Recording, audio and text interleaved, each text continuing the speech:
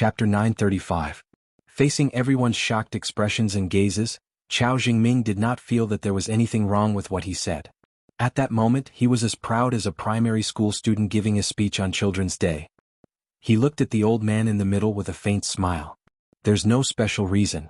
Ouyang Qianxing visited me personally before. He can come and go as he pleases in the heavily guarded compound. I'm afraid of death. The human skin masks found in the Shadow Alliance's base were made with my help. I was Ouyang Qianxing's highest level informant from the beginning. My father is also well aware of this matter. There's still the slow-acting poison antidote that Ouyang Qianxing gave me in my home, but there's not much left. I don't have much time to live anyway.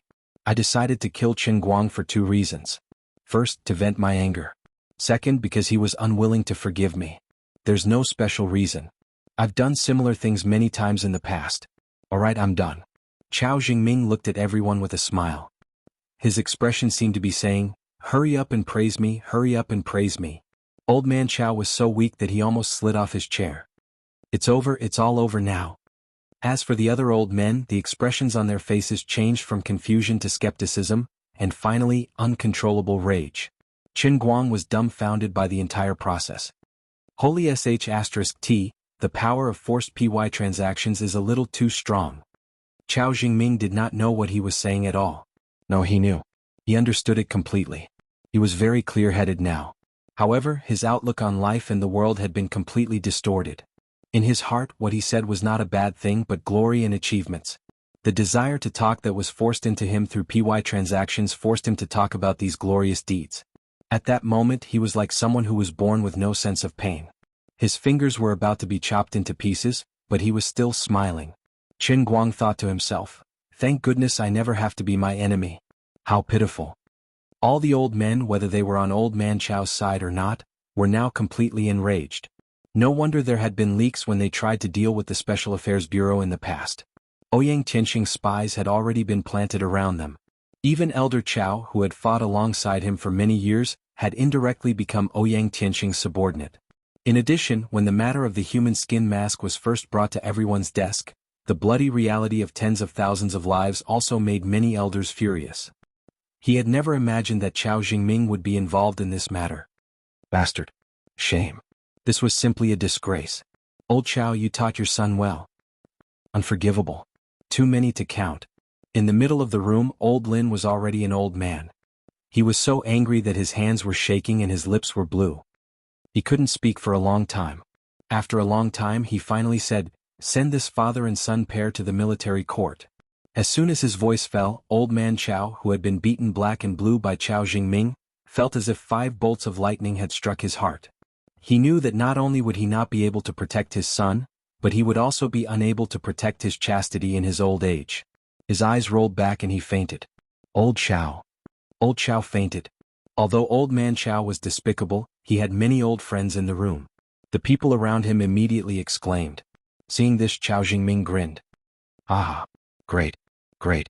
Your father fainted because of you, and you still have the cheek to laugh? Are you crazy? Old man Chao's best friend, another old man, pointed at Chao Jingming, who wanted to destroy the entire Chao family, and scolded him angrily. Unexpectedly, Chao Jingming was completely oblivious to his scolding. After laughing, he tilted his head and looked at them, still grinning foolishly. Was he really crazy? Everyone in the meeting room was stunned at first, then they were all speechless. All of this was too strange and it was truly inconceivable. Qin Guang knew this very well. Right, this was the indelible mental damage mentioned by the Heavenly Holy Grail. It turned out that Chao Jingming had gone crazy. In the Force PY trading mode, full HP was 100 points. His last critical hit had overflowed to 157 points, which seemed to be too much. Forget it, Chao Jingming didn't deserve any sympathy. He brought this upon himself. He deserved it. Qin Guang couldn't be bothered to watch the farce in the meeting room anymore. He stood up and greeted the 2 old men. Then, it seems that there's nothing else for me to do. I'll take my leave first? Little Chen, why did he do this? Old man Jin looked at Chao Jingming first, then turned to look at Qin Guang suspiciously. His intuition told him that Qin Guang was behind this. Qin Guang shrugged. God knows. Maybe he did too many bad things and his conscience suddenly awakened. He was too ashamed so he went crazy. Impossible. Old man Jiang interrupted. However, Qin Guang pretended to be crazy. Grandpa Jiang, what do you think the reason is? I glared at him and he went crazy? Then I'm not an internal force martial artist anymore. I'm a god, okay? The two old men looked at each other in dismay. Qin Guang didn't waste time with them. He looked at the other old men who were in a mess, and Lin Jingwei's grandfather who was so angry that his lips were black and his face was pale. He didn't want to care at first, but he remembered Lin Jingwei's friendship, so he walked up and lightly patted the old man's shoulder. He transferred some of his inner strength into the old man's body, allowing him to breathe more easily. Old man Lin took 2 deep breaths and his expression softened. He looked up at Qin Guang beside him. Thank you. Qin Guang waved his hand indifferently. No need. I'm doing this for Lin Jingwei's sake. By the way, there's one more thing. I'm quitting. I don't want to be the director anymore. No. We don't mean that. We still need you for this job. Old man Lin got up and said very quickly. He wasn't pretending this time. He really felt that after thinking about it, Qin Guang, who didn't pursue power, was more suitable for the position of the director of the Guangdong General Administration. Even if he was a little unruly, it made him appear more scheming and reassuring. It was a pity that once the cracks appeared, it would be difficult to heal them. Especially since Qin Guang was known for being narrow-minded. You made me unhappy and you want me to work for you? I've been the director for so long, and I haven't taken much advantage of you. I haven't even received a lot of salary. Now I'm even under your suspicion. I'm tired and unlikable. The old man's wish has been fulfilled today and he has to quit. Qin Guang waved his hand. Grandpa Lin, I won't say much. I've made up my mind. From now on, even if the sky of the Guangdong General Administration falls, it has nothing to do with me. You can let whoever you want to take over this mess. Don't expect that you won't be able to control it later. Ask me to step in. I'm not that despicable. Also, you don't have to worry about me using my power to do things like Ouyang Tianxing. Today you felt that the Guangdong General Administration might need me, so you asked me to stay. Later, when those inner force martial artists completely obey the law and become part of the system, you'll still think that I'm trouble. I can't play this game of yours. I won't accompany you anymore. But, with that, Qin Guang turned around and left. He opened the door of the conference room and grinned at the guards outside who were shocked by the surveillance footage. Then, he strode out of the courtyard with his head held high and went straight into the distance. Relieved of the burden in his heart, he walked with a carefree and unrestrained manner. Even the little ham's steps were lighter, and his body was almost floating. As the saying went, leave with a brush of the robe, hide your achievements and fame, generally referred to his current state. Old man Lin and Jin Jiang, the 2 old men beside him, stared at his back in the distance. Their ears were still ringing with the chaos of the conference room, and for a moment, they couldn't say a single word. These people who knew a little about Qin Guang clearly sensed an inexplicable carefreeness in his steps. He really wasn't lying. From the beginning, no one knew him. The power that everyone in the world coveted was not even comparable to a cup of dung in his eyes. Thinking again about what he had said today, the old men blushed with shame. How embarrassing. Old man Lin squeezed out this sentence. Old man Jiang sighed. I'm not as good as little Qin. Old man Jin's face flushed red. Perhaps it's precisely because of his carefree attitude that he was able to become a grandmaster at such a young age. Old man Jiang said again, but what if the other inner force martial artists in the general administration really don't want to submit? These people are more rebellious than we think. Old man Lin, on the other hand, had thought things through. Forget it. From now on, the headquarters will not have a director. We'll let the 2 young girls continue to be in charge. Those 2 girls have a close relationship with Qin Guang. Even if others don't give them face, they'll still have to give some face to the spokesperson of the Wulin Alliance. Old man Jiang nodded slightly. That's true. On the other side, Chao Jingming was still giggling, and saliva dripped from the corner of his mouth. Whether he was really crazy or pretending to be crazy, he couldn't escape the trial. Based on the evidence and testimonies that he had mentioned just now, everything he had done would be exposed as soon as they followed the clues and followed them all the way to the melon. As a senior leader, Old man Chao couldn't escape the crime of covering up and harboring a criminal. Walking out of the courtyard, Qin Guang stretched and took a deep breath of the fresh air outside, feeling refreshed. He had finally seen through everything. Even if Chao Jingming confessed to all the crimes in the end and proved his innocence, and the father and son of the Chao family were destined to be executed. But after such a torment, those old men should also understand that he was not a chess piece that they could control. If he continued to sit in that position, the end result would probably be to continue to be suspicious. In the future he would have to find ways to deal with them and fight with them. Although he could be invincible, and it wouldn't be difficult for him to replace them one day in the future. But wasn't it boring? Humans only have one life and plants only have one spring. Why not do something that you really like and are interested in, so that you can live a more leisurely and comfortable life? Why do you have to sharpen your head and plunge into that dirty, rotten swamp? Even if you can get out of the swamp, sit on the throne in the swamp and grasp the power, so what? Can you live one more year? Can you fight against time and death if you become the leader? Thinking of their lives, Qin Guang felt tired for them. It looked glamorous, but how was it comfortable? It wasn't easy for him to get this stinky body, and now he had sought refuge with the Emperor of the Azure from the endless divine realm.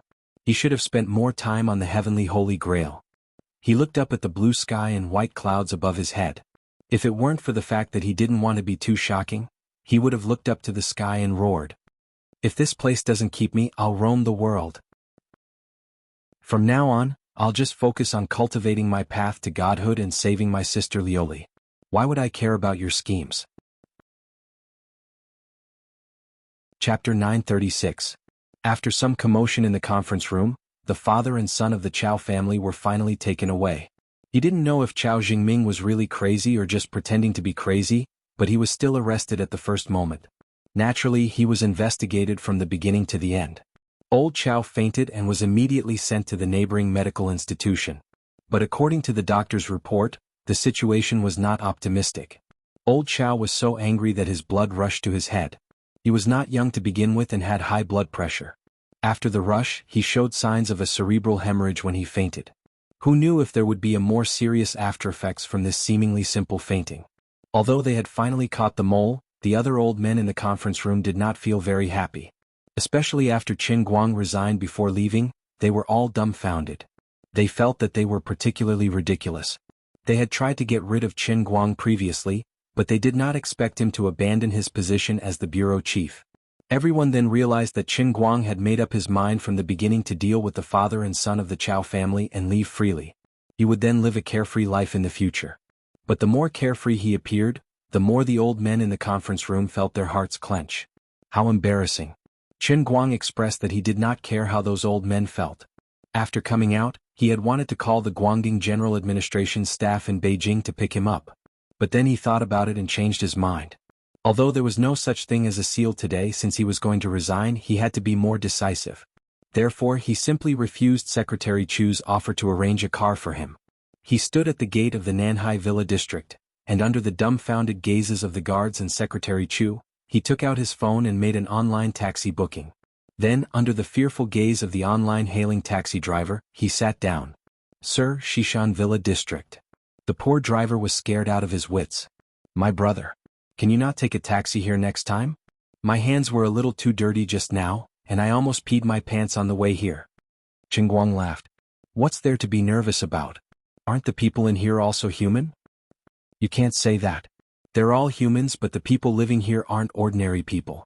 Let me tell you, on my way here, there were at least 17 or 18 barbets aimed at my head. Do you believe me? It's just that I've rejected too many orders recently. If I unilaterally cancel your order, the transaction rate will fall below 50%. Otherwise, I wouldn't have come here even if I was beaten to death. I'm telling you, there isn't a single good person here. Qin Guang rolled his eyes. He had long heard that the taxi drivers in Yanjing were reasonable, but he didn't expect that the drivers of online car-hailing cars were not that bad. After talking for a long time, the driver thought that Qin Guang would be able to chat with him, but after waiting for a long time, he didn't hear anything from the back. The atmosphere seemed a little cold. The driver kept muttering to himself. Wait, something was wrong. This young man had just come out from there. When he left, many people even saluted him. The middle-aged man who looked like a leader was bowing and scraping to him. Damn, he's a big shot. I just told him that there isn't a single good person here. Damn, I'm causing trouble from my mouth. That, brother, I don't mean anything else. Actually, if it weren't for you, our country wouldn't be so developed now. The driver hurriedly tried to salvage the situation. Qin Guang saw that he was scared. It's okay. You don't have to explain to me. You're right. There isn't a single good person here. After that, he ignored the driver and started to play with his phone. He opened his Weibo account. Recently, he didn't have any news outside, and the company's operations team didn't update anything new. The latest content was related to the World's Language Club. The comment section below his Weibo account was filled with fans' comments. Most of them were asking him where he had been recently and why there was no news from him. For example, "Brother All-Rounder, we miss you so much. You can always update your Weibo and say something." Brother All-Rounder is filming recently, right? Isn't the filming for Heroine already started? The one above, stop talking. I heard from my friends who work at Film City that they didn't even see Brother All-Rounder at all. That can't be right. He's the male lead. The filming has already started and he doesn't even go to the set? The director is Deng Xiaojiang, who's famous for being harsh. The die-hard fans above, you should wake up. Your Brother All-Rounder has become too arrogant. He has no artistic ethics. Get lost, damn haters. What right do you have to say that? What right do I have to say that? Have you forgotten? He's not only the male lead, he's also an investor. He invested 120 million. Not to mention the director is Deng Xiaojiang, no one can do anything to him. Who can do anything to the boss? From what I see, he's probably using a stunt double the entire time. At most, he'll shoot a few close-up shots of his face. Isn't that the trend among the little fresh meats recently? Just wait and see. This is still filming in Film City. When it's time to shoot the outdoor scenes, I promise to show you the entire process. That can't be right? That's his own money. How can he waste it like that? So what if it's his own money? In any case, he has you diehard fans supporting him, right? When the time comes, no matter how bad the filming is, he's still a celebrity. You diehard fans will still pay for him, okay? That's right. Chen Guang doesn't have any acting skills to begin with. He's not a professional actor either. He's just relying on his money, power, and fame. He doesn't take his filming seriously and has no professionalism. No one can do anything about it. I just pity Big Beard Deng and the other main leads. From what I see, it's not that he doesn't want to do the filming, but he doesn't have the skills to do it. He has no choice but to use a stunt double. Who knows, maybe even a stunt double can act better than him. That's enough. It's normal to use stunt doubles for TV series, but this is a blockbuster movie. It's going to be on the big screen. You can even use stunt doubles like that? Aren't you afraid of being exposed and getting scolded to death? Anyway, there are diehard fans paying for it. He just wants to make money. What's important is to make money. Who cares if the movie is good or not? Why don't you use your brains and think about it? He's been doing so many things in the past. Other than acting in a few commercials, what else has he done that has anything to do with acting? I don't believe that he has the time to learn acting either. Acting in a blockbuster movie isn't something that you're born with. In any case, I won't go to the cinema. I don't want to suffer from embarrassment. That's right. He's taken the majority of the movie's profits. Now that he's famous, he's thinking of cashing in on his fame. What's the difference between him and those idols who only know how to take a huge sum of money but start counting it the moment they step out of the neighborhood? No, he has no bottom line, alright? Bad money drives out good money. Nowadays, anyone can act just because they have a bit of fame. What's more, they're the male lead of a blockbuster movie the moment they arrive. This is simply the tragedy of this era. Although I think that a lot of the haters are right and make sense, this atmosphere is a little familiar. In the past, no matter what he did, there were still a lot of people who analyzed it logically. This time, Brother All-Rounder is going to kneel, Brother All-Rounder is going to be done for, Brother All-Rounder is going to be too pretentious. But in the end, the people who criticized him were slapped in the face so badly every time. I'm a veteran hater turned fan. Because of this, I've suffered a lot. This time, I won't be fooled no matter what you say. You don't know, but I made a bet with my classmate. I said that if he doesn't kneel, he'll eat 3 pounds of sh*t. That group of beasts really mixed sh*t into my curry beef rice. I don't care. I believe him. The old driver, Brother All-Rounder, never fails. Retarded, brain-dead fan. In your eyes, even the skin of his feet is fragrant. Retarded haters, don't just King hate. If you have the guts, come and bet. If he doesn't fail, do you dare to broadcast yourself eating 3 pounds of sh*t? Let's bet.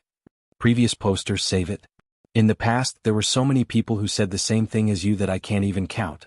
If you really do it, our Wujing City septic tank will be empty. Chen Guang casually swept through the comments section and saw that these people were in a heated discussion. Honestly speaking, he had been too busy recently. The things he was involved in were too high-end, so he didn't give Brother Yangshi a chance to pester him. As a result, he had almost completely forgotten about the filming. As for why Uncle Big Beard didn't call him to hurry up the male lead, it was likely that Jiang Yage and Jin Shirue had leaked some information to him.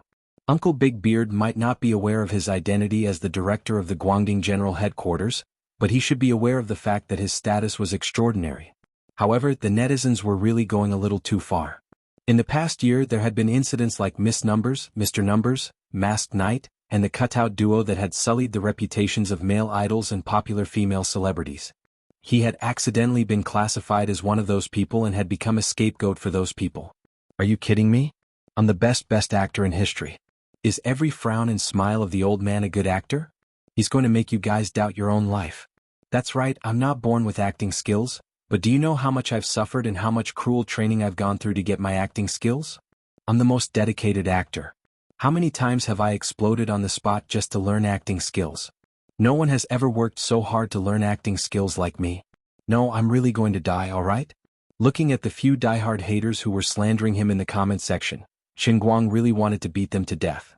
To be honest, if it wasn't for the fact that he knew that no matter how careless he looked right now, he would be able to instantly get into character and give a perfect performance in front of the camera, Qin Guang would have been convinced by those haters in the comments section. No, I have to do something. If I allow this matter to continue brewing and the public boycotts my movie, the box office might collapse. It'll be a small matter if I lose money, but my reputation will be ruined. It'll be difficult for me to make a comeback and have people acknowledge my acting skills. Acting skills were much more subjective and difficult to quantify than playing the piano. There were 1,000 Hamlets in 1,000 people's eyes. If you can't show an irrefutable and dominant performance, no matter how good your acting is, you won't be able to convince everyone.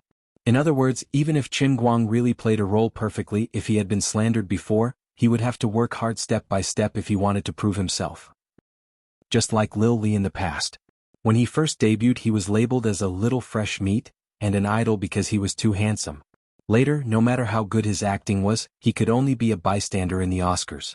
In order to get an Oscar, he tortured himself to the point where he could only get what he wanted once he was middle-aged. There were still so many worlds in a cup waiting to be explored, and so many statues waiting to be erected. Qin Guang didn't have the leisure and time to torture himself with one movie every year until he was in his 30s or 40s. Although he didn't have to rely on women to establish a statue of acting skills overnight, at least he couldn't destroy his own reputation because of this. Therefore, no matter what, he couldn't continue to let the netizens continue to criticize him like this. After getting out of the car, he walked to the security gate of the Shishan Villas while thinking about how to turn the tide of public opinion. Chapter 937. The cycle of shooting a movie can be as long as a month or two, or as long as a few years. Big Beard Dang can't shoot a movie fast, and he strives for perfection.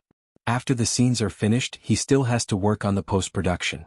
It is estimated that it will take at least half a year for the movie to be released.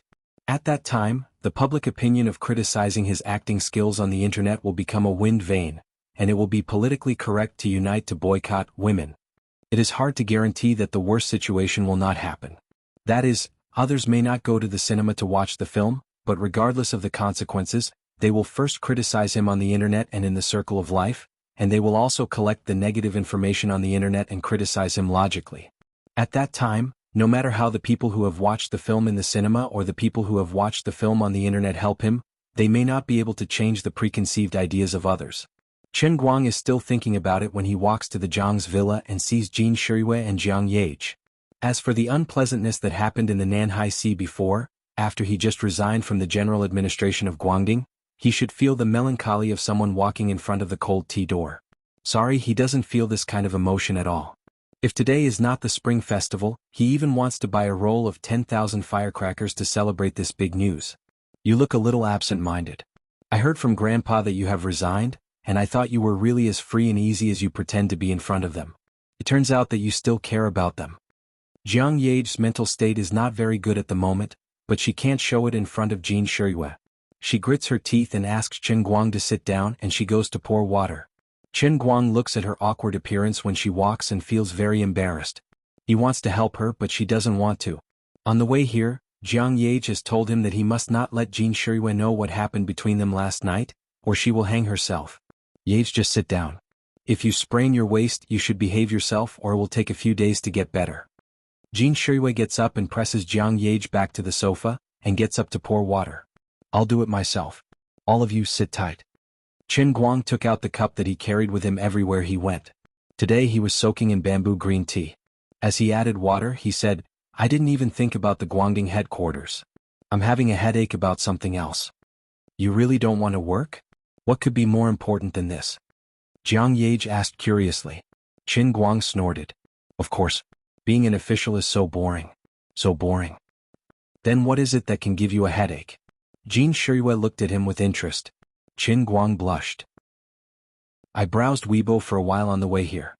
Recently I've been scolded quite badly online. Are you talking about the movie? My God, you still remember it? We all thought you had forgotten all about it. You don't know, but Big Beard is almost crying. He keeps asking us when we can tie you up and show your face on the set. Jiang Yage said grumpily. Jin Shiyue also said, Director Deng has been under a lot of pressure recently. On one hand, you, the male lead, are not present from the beginning to the end, and he has to rehearse properly. On the other hand, he has to deal with the limelight on the internet. He is also afraid of ruining his own reputation. Recently, he has been saying that if he knew it would be like this, he would not have accepted the role in the first place. He is so worried that his beard has turned white. Qin Guang imagined Uncle Big Beard's beard turning white in his mind, and he felt sorry for him for 3 seconds. Forget it, I'll feel sorry for myself first. I also feel that it's not a good idea to always be slandered like this. Money is a small matter, but reputation is important. But I can't think of any ideas on how to turn the limelight around. After all, filming is not something that can be done overnight. It will take a few months to see the results. By that time, I'm afraid I will have been slandered like Lord Bao. Jin Shiyue pondered and said, why don't we go to the set today instead of choosing a day? Anyway, Uncle Chow has already been convicted, so there shouldn't be any danger. Qin Guang thought about it and felt that it was reasonable. Okay, we'll go later. If you want to go, you two go. I don't want to move now. Ouch, my waist. Jiang Yage pretended to rub her waist. Qin Guang exchanged a look with her, which was basically asking her with his eyes, are you okay? Jiang Yage silently made an okay expression, which was her reply to Qin Guang, I'm fine, don't worry about me. Then she flew her eyes to the porcelain cup on the table in the distance. Qin Guang smelled a medicinal fragrance. This should be the nourishing chicken soup made by the servants at home. It was called nourishing yin and kidney. Jin Shiyue had no idea that Qin Guang and Jiang Yage had communicated 10,000 thoughts behind her back. At this time, she was helping Qin Guang think about the online comments. Recently, she had been staying at the set all day, so she was the clearest about the direction of this matter. In the past, Qin Guang did not mention it, nor did he care, so she did not say much. Since he brought it up when they met today, she had to help think of a solution. Jin Shiyue analyzed with a frown, but this is ultimately a solution that doesn't solve the root of the problem. Director Deng's recent schedule has already been written to next week, and the other actors have already been arranged. Your scenes will be next month at the earliest, so it's not convenient to rush your scenes at the last minute. Even if you go to the set, it doesn't seem to be of much use. At most, it can make Director Deng feel a little more at ease. Qin Guang nodded and asked, then other than acting in a movie, what else can I do to prove my acting skills? Jiang Yage said, acting skills? Drama. Most of the truly good actors can act in plays. Sister Shiyue and I have also acted in plays for a period of time in the past. That kind of live performance on stage is completely different from acting in front of a camera. It's especially challenging. Wait, what did you say just now? You want to prove your acting skills? Jin Shiyue said, don't joke around. Acting in a drama is completely different from acting in a movie. Qin Guang can't do it. Jiang Yage nodded. That's right, that's right. Unexpectedly, Qin Guang's eyes were getting brighter and brighter. What the hell is going on in your head? Please don't say. Jiang Yage started to panic. Qin Guang stood up and said, that's right. I want to act in a drama. He had almost forgotten about it. What was he best at? He was the best content provider. Now, whether it was himself or Qin Guang manager, they both had ample experience in organizing live events. Since drama was the best test of acting skills, and there was no trouble in post-production, then he could organize a live drama just like how he organized the International Throne Challenge or the Piano Joint Performance. This kind of short, fast, and effective project was what he liked the most and was best at. Jin Shiyue and Jiang Yage's jaws dropped as they looked at him, dumbfounded. Obviously, this guy wasn't talking nonsense. He was serious. This isn't a good idea? Jin Shiyue pinched the hem of her casual shirt as she imagined Qin Guang performing a drama on stage. Goosebumps appeared all over her body. Jiang Yage also said anxiously, I was just saying. Don't take it seriously. Qin Guang didn't care about their shocked expressions. He clenched his fists excitedly and started pacing around the room. I'll start planning now. With my company's efficiency, it should be done by next week. The venue should be in Wujing. After all, I haven't been to school for a long time. Planning and publicity aren't important. After all, no matter how big the theater is, there are only a few tickets. We can't make the theater too big. What's important is the publicity and live broadcast on TV. Let Little Tsong handle the live broadcast. Let's not care about the live broadcast for now. We'll sell it to whoever offers the highest price. Then the question is, what should I perform? I have to think about it. I can't be the only actor in a play. It's best to choose a play that's representative. It's best if there are many people who can perform it. It'll be easier to find supporting roles. Jiang Yage and Jin Shirue stared blankly at Qin Guang as he walked around the living room and muttered to himself. This guy was completely in character.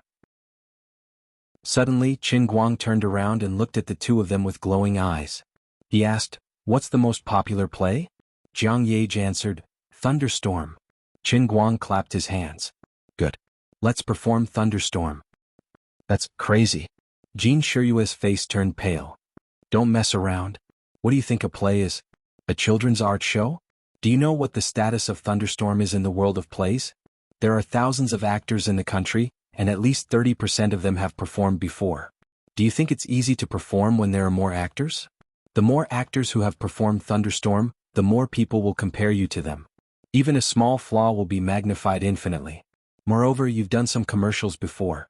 Yes, you did a good job when you guest starred in Country and Throne, but you had to pressure director Deng for an entire afternoon to get that 30-second scene. Wake up. Jiang Yage also nodded. That's right. My dear Guang, even though you're a little famous now, you can't insult it like this, right?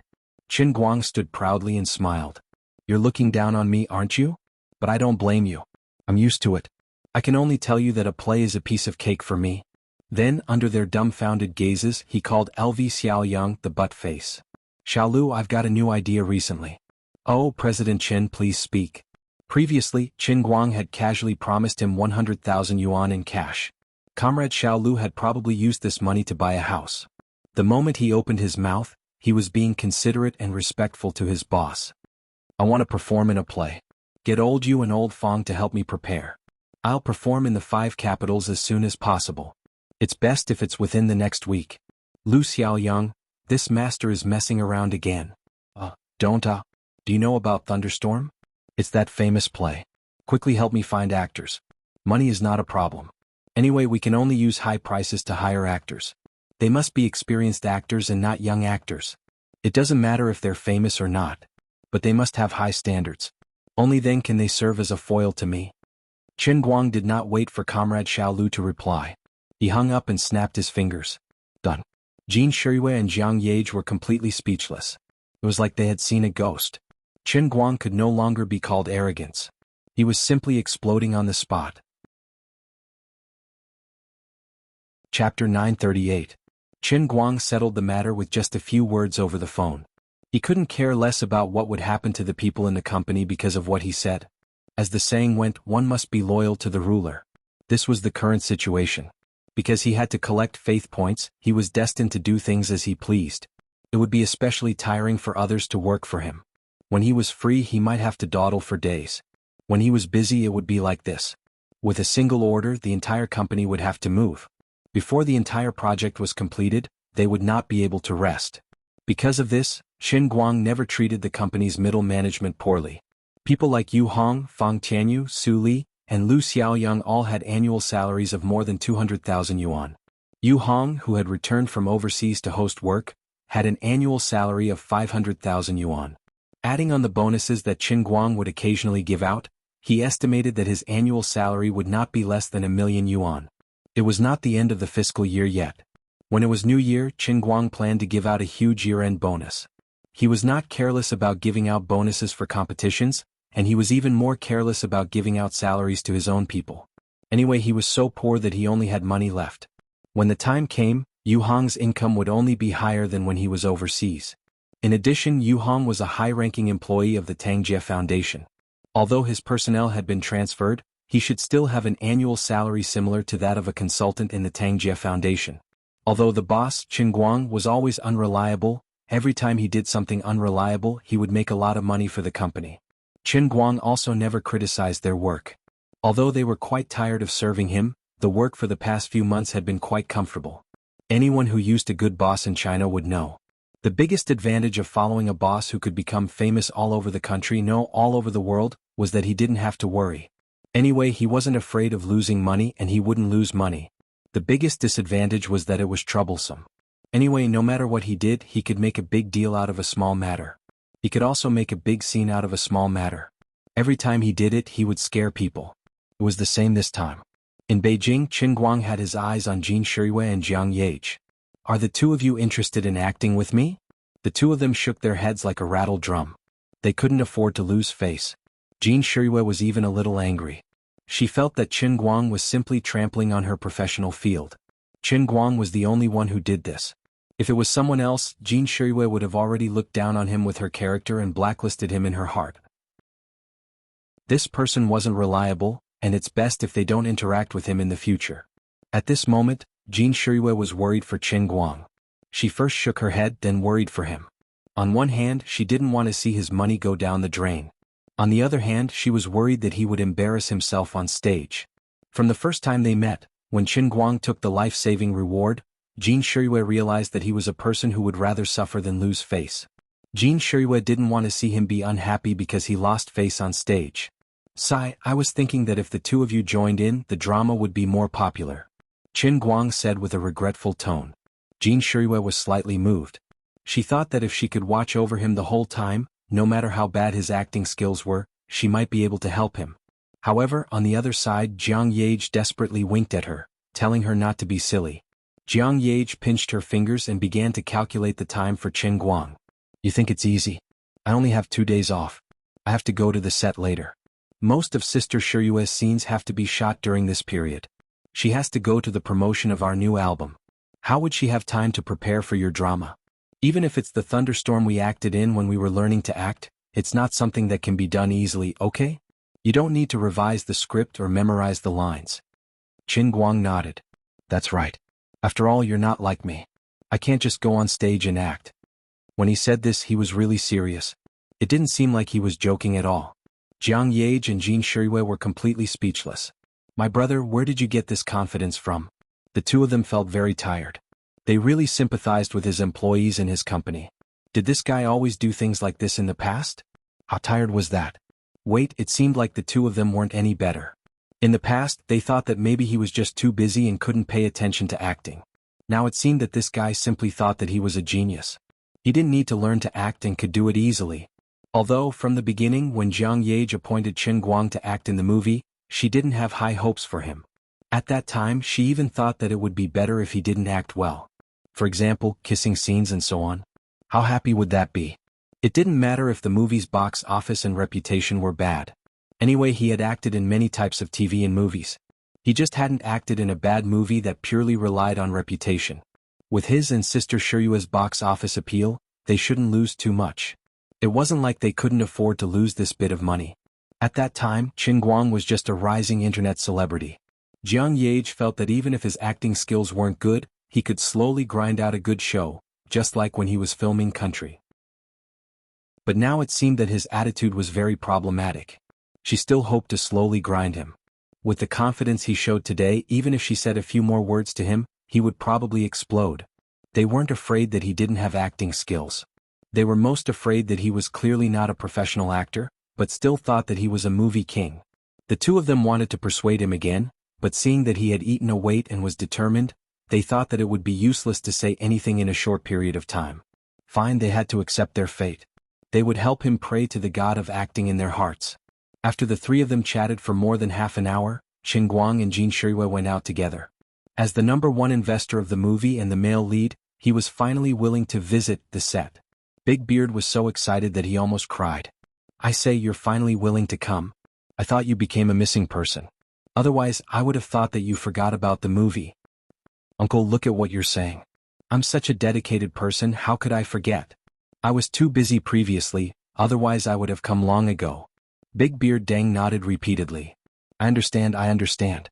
Through some channels, whether overt or covert, Big Beard was not completely clear about Qin Guang's recent identity, but he had a feeling that he suddenly disappeared a few days ago. He looked for Jin Shirue and Jiang Yage to ask about his whereabouts, and even got a top-secret reply. Originally, he was worried that this young man who he admired in the past would change a little and become a little difficult to deal with now that his identity was not quite the same. Big Beard felt that his worry was not without reason. Fortunately, he met him today, and after a few words he found that this young man was still so enthusiastic. Big Beard heard him call him uncle, which made his heart feel comfortable. Everyone had a little bit of vanity, and Big Beard Deng was no exception. In the past, when Qin Guang was just a poor boy, Big Beard felt very close to him when he was called uncle. Now that Qin Guang had become a big shot and he still called him uncle, Big Beard felt honored and proud. He could also feel the respect that Qin Guang had for him. Just by calling him uncle, most of the long-accumulated grievances in Big Beard Deng's heart suddenly disappeared, and his breath became smooth. There were no scenes for Qin Guang today, and the flight back to Wujing that he booked was at night, so he followed the crew with great interest for the whole afternoon. Big Beard Deng was also happy to bring him along. While acting, he seized the opportunity to teach him. Yang Shi, who was listening, felt embarrassed for Big Beard. He really wanted to tell Director Deng, "Please don't sell your melons." Whether it is in theory or in practice, the internet celebrity in front of you, the big investment boss, the versatile brother, Uncle Qin is the real ancestor-level best actor. I almost talked to you until my mouth is broken. Why don't you believe me even if I beat you to death? Also, Qin Guang was also a bad person. Even if he didn't shoot his scene today, he could have just casually given Director Deng a paragraph like last time. With Director Deng's vision, after seeing his ability to get into character in an instant and even bring others into his scene, it was absolutely impossible for him to have any doubts about his ability. If, in Director Deng's eyes, Qin Guang's commercial was not enough to prove his acting skills, then he would show you on the spot and bring you into his field. You should believe it, right? Yang Shi felt that he had to admit that there was such a crazy genius in this world, and that was Qin Guang. If there was anything he wouldn't do, it could only be because he was not interested in this matter. Unfortunately, until Qin Guang left, Yang Shi didn't wait for him to show his skills in front of Big Beard. Even if he had found a chance to whisper a few words to Qin Guang in private, it was useless. Qin Guang told him another piece of news, and Yang Shi understood his thoughts. First, this guy was going to act in a play. Second, it was next week. He didn't reveal his skills now so that when he acted in a play, the feeling of contrast between before and after would be stronger, so that his play would have a stronger impact in an instant. Yang Shi couldn't help but be impressed. No wonder Qin Guang could succeed at such a young age. In addition to his real ability, he was really good at the details and scheming when it came to running a project. Wait, didn't Big Beard ask me to follow him all day? How could there be no director in a play? Opportunity. When Qin Guang left, Yang Shi decisively ran to Big Beard and volunteered to go to Wujing. Big Beard didn't understand. Didn't you think it was meaningless in the past? Yang Shi chuckled as he continued, Director Deng, I've already deeply understood my mistake. I guarantee that I'll definitely make Qin Guang into an Oscar winner before next month. I can make a military pledge. If I can't do it, I will cut my head off. Big Beard Deng gave him a kick. When did you learn to be so glib with Qin Guang? Get lost. What are you doing? I'm asking you to go to Wujing with him. Thus, Qin Guang, the first main creative member of the play Thunderstorm, and also the director, left Big Beard Deng's set and came to Wujing. Chapter 939. Qin Guang trusted Yang Shi's ability. Since he was interested, he would leave it to him. When the two of them got off the plane in Wujing, it was already past 9 p.m. Qin Guang directly threw Yang Shi to Qingguang Agency and took a taxi back to the neighborhood outside the school. The poor Qingguang Agency's 4 great King Kongs. In the afternoon, Qin Guang gave them a phone call and threw them an unimaginable idea. Just like that, they could become his shopkeepers. He was quite comfortable. It was just a matter of a few words and a phone call. However, Yu Hong, Fang Tianyu, Su Li, and Lu Xiaoyang had no choice but to accept the cruel reality that their short vacation was completely ruined. Whether it was holding a competition or other activities, the entire project's establishment, planning, implementation, copyright operations, ticketing management, venue rentals, and clothing during the live performances, etc. It was simply a basket of troubles, not to mention that the time this time was so short. This master had always been in charge of killing and not burying. The few of them had a meeting in the company while making phone calls everywhere to find people. It was a headache. Fortunately, he was going to act in a traditional drama, Thunderstorm. This saved them the trouble of writing a script and training new actors. After all, this drama was reserved for domestic performing arts students. However, the time he gave them was too short. He even asked for experienced actors to act for him. Wasn't this torture? It was not easy to gather all the main cast members in a short period of time. Lu Xiaoyang used the connections he had accumulated over the years as a paparazzi and managed to find a few actors. However, the biggest problem was that he still had not found a director. Although he knew that CEO Chen's acting skills were a little crazy and that when he was good, he could easily shoot 12 sets of commercials a day. However, suddenly going on stage to act in a drama was like suddenly going from the county school league to the English Premier League. It was a little unrealistic. Therefore, they had to find a good director. Although it was not a famous director, they couldn't just randomly find a directing student from the school to make up the numbers, right? At the very least, they had to find an experienced veteran, right? Otherwise, how could they keep him under control? Everyone understood the reason, but time was too tight. Many people immediately backed out when they heard that they had to go on stage next week at the latest, but they hadn't even settled on the actors yet. They didn't even discuss the price. Secondly, even if they managed to convince him, the moment they heard that Qin Guang wanted to play the male lead, they would immediately fall through and refuse to do it even if they were offered more money. Those who spoke harshly were already swearing, and those who had a little bit of self-restraint were all kinds of sudden scapulohumeral periarthritis, gingivitis and tenosynovitis. Thirdly, there were some people who were willing to come, but they were all unorthodox directors who specialized in online popular supernatural films. They did not have the slightest bit of ability and only wanted to come here to pass the time and become familiar with CEO Chen. With President Chen's temperament, this kind of person would definitely be kicked away by him, and the few of them would also be labeled as incompetent. How could a good play not have a director? Since Thunderstorm was first put on the stage more than 80 years ago, it had been performed thousands of times on different stages, on TV or the big screen by different actors. There were countless different versions, some classic and some rubbish. Every play of Thunderstorm, produced by a different director, would more or less have the director's personal characteristics. Whether it was a play or a TV movie, the screenwriter was the skeleton of the work, the actors were the face and flesh of the work, and the director was the soul of the entire work. Even twins who looked exactly the same would show completely different personalities because of the different souls living in their bodies, let alone Thunderstorm, which was extremely rich in content. This was a very deep, critical, and meaningful play. Every director would teach the actors according to their own artistic creation, and by paying attention to the details bit by bit, they would work hard to let the emotions of the main cast and the audience burst forth in the theater. In this process of paying attention to the details, the director would put his own personal brand on the stage play. A good director's play would be a classic, while a rookie director's play would make the entire theater audience suffer from embarrassment. In the past, no matter how unreliable the things that President Chen had done seemed at the beginning, the final result had never disappointed anyone. Obviously, his goal this time was the same. He only wanted classics, not rubbish. Therefore, it was difficult to find a director, and it made people worry so much. It was past 10 o'clock at night, and Lu Xiaoyang was still flipping through his little notebook, hesitating. He had basically contacted all the slightly reliable play directors in the country, but basically all of them turned down. Now, he was conflicted about whether he should use the hot news from Zhuo Wei's 8-weekly H-drive to force him to give in. This thing was a big killer. Once he took it out, he might be able to achieve his goal in a short time, but it would definitely make people feel uncomfortable and he would become enemies.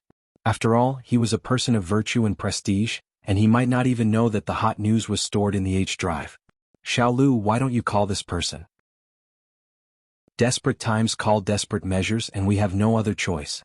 Fang Tianyu took a deep puff of his cigarette and extinguished it in the ashtray. Yu Hong, who was wearing a gas mask, said in a muffled voice. But when he rejected us just now, he was very polite. Aren't we being too unkind? Su Li also shook his head with his mask on. He could not stand the smell of Fang Tianyu's cigarette, but everyone was very depressed and they could not stop him from smoking. Lu Xiaoyang slammed the table heavily. Let's do it. President Qin once said that those who achieve great things should not bother about trifles. We will just raise the salary later. The other three people looked at him and gave him a thumbs up. Yu Hong said, Xiao Lu is very courageous. Su Li nodded. As expected of someone from 8 Weekly. Fang Tianyu said, I admire your shamelessness. Under the reverent gazes of the three, Lu Xiaoyang dialed the number. Hello, Director Pan, are you asleep already? I am Qingguang's agent, Fang Tianyu, who called you just now. F***CK. The next second, Fang Tianyu jumped up and sat on Lu Xiaoyang's waist. He snatched the phone from Lu Xiaoyang's hand and hung up. Yu Hong said, "Despicable." Su Li said, "Shameless." Fang Tianyu said, "You are a true disciple of President Chen." Alright, this matter was put on hold again. Director Pan had made a mistake in the past and it had been a few years since then. Fang Tianyu could not bear to drag Director Pan down with him. Just then there was a knock on the office door. A company clerk who was working overtime poked her head in from outside. There's a director named Yang Shi outside. He said that President Chen asked him to come." The eyes of the four of them lit up in a flash. The poor clerk thought that he had caught the attention of four higher-ups at the same time, and he was panicking. "I can't handle four people at once." Lu Xiaoyang slammed the table and stood up. "Hurry up and invite Director Yang in." Fang Tianyu let out a long sigh. As expected of President Chen. It seems like he had already selected a director in advance. This is called planning strategies in a tent, and victory will be decided from 1,000 miles away. Su Li rolled his eyes. "President Chen is not here. He can't hear your bootlicking." Fang Tianyu took out his phone. "I recorded it." The other three people looked at him coldly. "Despicable." Lu Xiaoyang said, "Even more despicable than me." Anyway, the director's matter was settled. Brother Yang Shi had walked right into the trap and saved the four great directors of Qingguang Agency. As for Qingguang, he was sitting on the sofa nervously with his hands on his knees. He looked at the two little girls who were on the verge of tears and had a slight headache. Actually, he should have gone straight to Guangding headquarters to tell the two of them that he had resigned. But it was a little late when he got off the plane, so he did not go. On the other hand, since he had already resigned, he had to be thorough. He did not want others to say that he was lying behind his back. He had already resigned, but he was still thinking about it and it would be a joke. He did not expect that the two of them had already seen through his thoughts and were already waiting for him at home. "Are you giving up on us? You're so heartless. My ass is growing. How could you just leave like that? You're leaving so pitifully. From now on, my little sweetheart and I will be alone in the headquarters. We'll be bullied by those cruel and evil martial artists and have to rely on them to survive. Qingguang, do you have the heart to leave me and little Miao Miao in the headquarters? You're the chief of the martial arts world now. How do you expect little Miao Miao and I to convince the masses?" The two little girls were talking one after another. Qingguang looked at them and felt a headache coming on. It was especially so for Xianqin. Honestly speaking, Qingguang even felt that he was hallucinating. Did nothing happen between the two of them? Why didn't this last change much from before? No, she was a little different. Actually, the two of them were pretending to be in high spirits. It seemed like they were purposely trying to cheer him up. It was no wonder. Their master had passed away not long ago and it was only the 7th day. The grand funeral was still in preparation. How could they be in such high spirits? Although he had told them that their master was not completely dead and they believed him, there was no way to prove it in such a short amount of time. Moreover, the two seniors had really died physically. It was really hard on them now. Perhaps they felt disappointed that they were stripped of their position as the chief bureau after returning from Beijing, so they purposely joked around to cheer him up. This must be the rotten idea of Wu Miaoan, who had even more crooked ways. Patting on Xianqin's head, Qingguang continued, all right. You guys can stop trying to cheer yourselves up. I'm feeling tired for you guys." Sure enough, as soon as he finished speaking, the two of them instantly slumped down and sat on either side of him dejectedly with their heads drooping. "Senior Xian and Senior Wu's funeral is the day after tomorrow, right?" Qingguang asked. "Yes. Will you be there then?" Xianqin asked. "Almost all the sects in the bureau will send representatives. Actually, we know that with the reputation of the Thousand Despair sect in Thousand Flower Valley in the pugilistic world, those big sects won't pay much attention to the death of their sect leaders. It's all because of you." "But you..." Qingguang interrupted her. "Of course I'll be there. Although I'm no longer the bureau chief, it doesn't affect my relationship with you. It's only right that they give you face for my sake." Wu Miaoan asked, "After you resigned today, there was news from Beijing that Xuelin was not appointed as the bureau chief. He's still the team leader of the special operations team. The bureau will not have a chief position in the future. The two deputy bureau chiefs will temporarily take over the bureau chief's affairs." Chapter 940. Qingguang nodded. They're smart enough to know that they can't easily push Xuelin, who isn't from the pugilistic world. Although Xuelin and I have a master-disciple relationship, and I acknowledge him, others don't. Forcefully replacing him will only ruin the good situation we're in now. However, without a wise and decisive chief to take the lead, don't you think it's too much work for the two of you to handle the chief's affairs? Xen Qin asked. Aren't you ashamed? Wu Miaoan said, haven't we always been the ones doing things and you've never cared about anything? Qin Guang realized that they made a lot of sense and he couldn't refute them. Alright, that's the truth. However, people from the pugilistic world have their own way of doing things. The two of you are still weak, so if you can't handle the situation you can come to me. Don't make things difficult for yourselves. Wu Miaoan snapped, of course. Don't tell me you really don't care about us. You've already taken advantage of our little sweetheart, and you're still going to deny it? Annoying. Xan Qin went after Wu Miaoan again, and the two of them had a good fight before they sat back down. Xan Qin was still a little uneasy as she asked, that, you really don't care about being the chief? Wu Miaoan immediately spoke up to defend the injustice. Actually, in my opinion, we shouldn't care about this Guangding headquarters at all. Why don't we just jump out of it? Qin Guang, you can set up your own martial union and be the chief. With your invincible strength, I don't believe that the remaining 5 major sects and 20-odd sects would dare not come. Qin Guang patted Wu Miaoan's head. What nonsense are you thinking? I don't have the leisure to do that. So what if I become the chief of the martial union? Can I become stronger? I've already told you that when Ouyang Tianxing died I wanted to run away. Do you think I'm joking?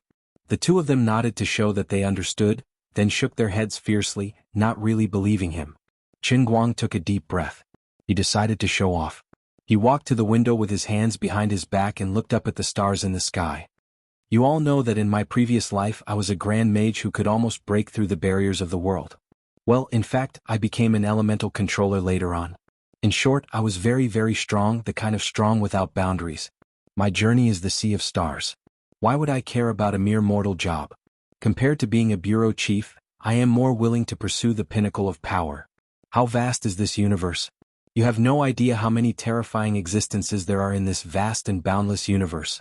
In the Doluo world of my previous life, Earth was actually just the starting point. There were countless powerful forces hidden in the boundless starry sky of the entire plane. The world-shattering Holy Clan's greatest dream is to rule the universe of the Doluo world. I, Right Qin, am the most talented magician in the history of the Doluo world. My dream is to touch the boundaries of power. When he said this, his tone was calm and deep. His extremely magnetic voice rumbled in the room under the repeated vibrations of his inner strength. It had a power that could penetrate people's hearts. While he was talking, Xan Qin and Wu Miaoan unknowingly got up and walked to the window to look at the stars with him. Xan Qin cupped her hands. Really? I really envy you. Wu Miaoan said, I also want to learn magic. How about I exchange my body with yours? It's very fresh and tender. Qin Guang wanted to kick Wu Miaoan to death. Can't our thoughts be more normal? So, you guys understand now, it's actually a good thing for me not to be the bureau chief. This way I can focus more on power.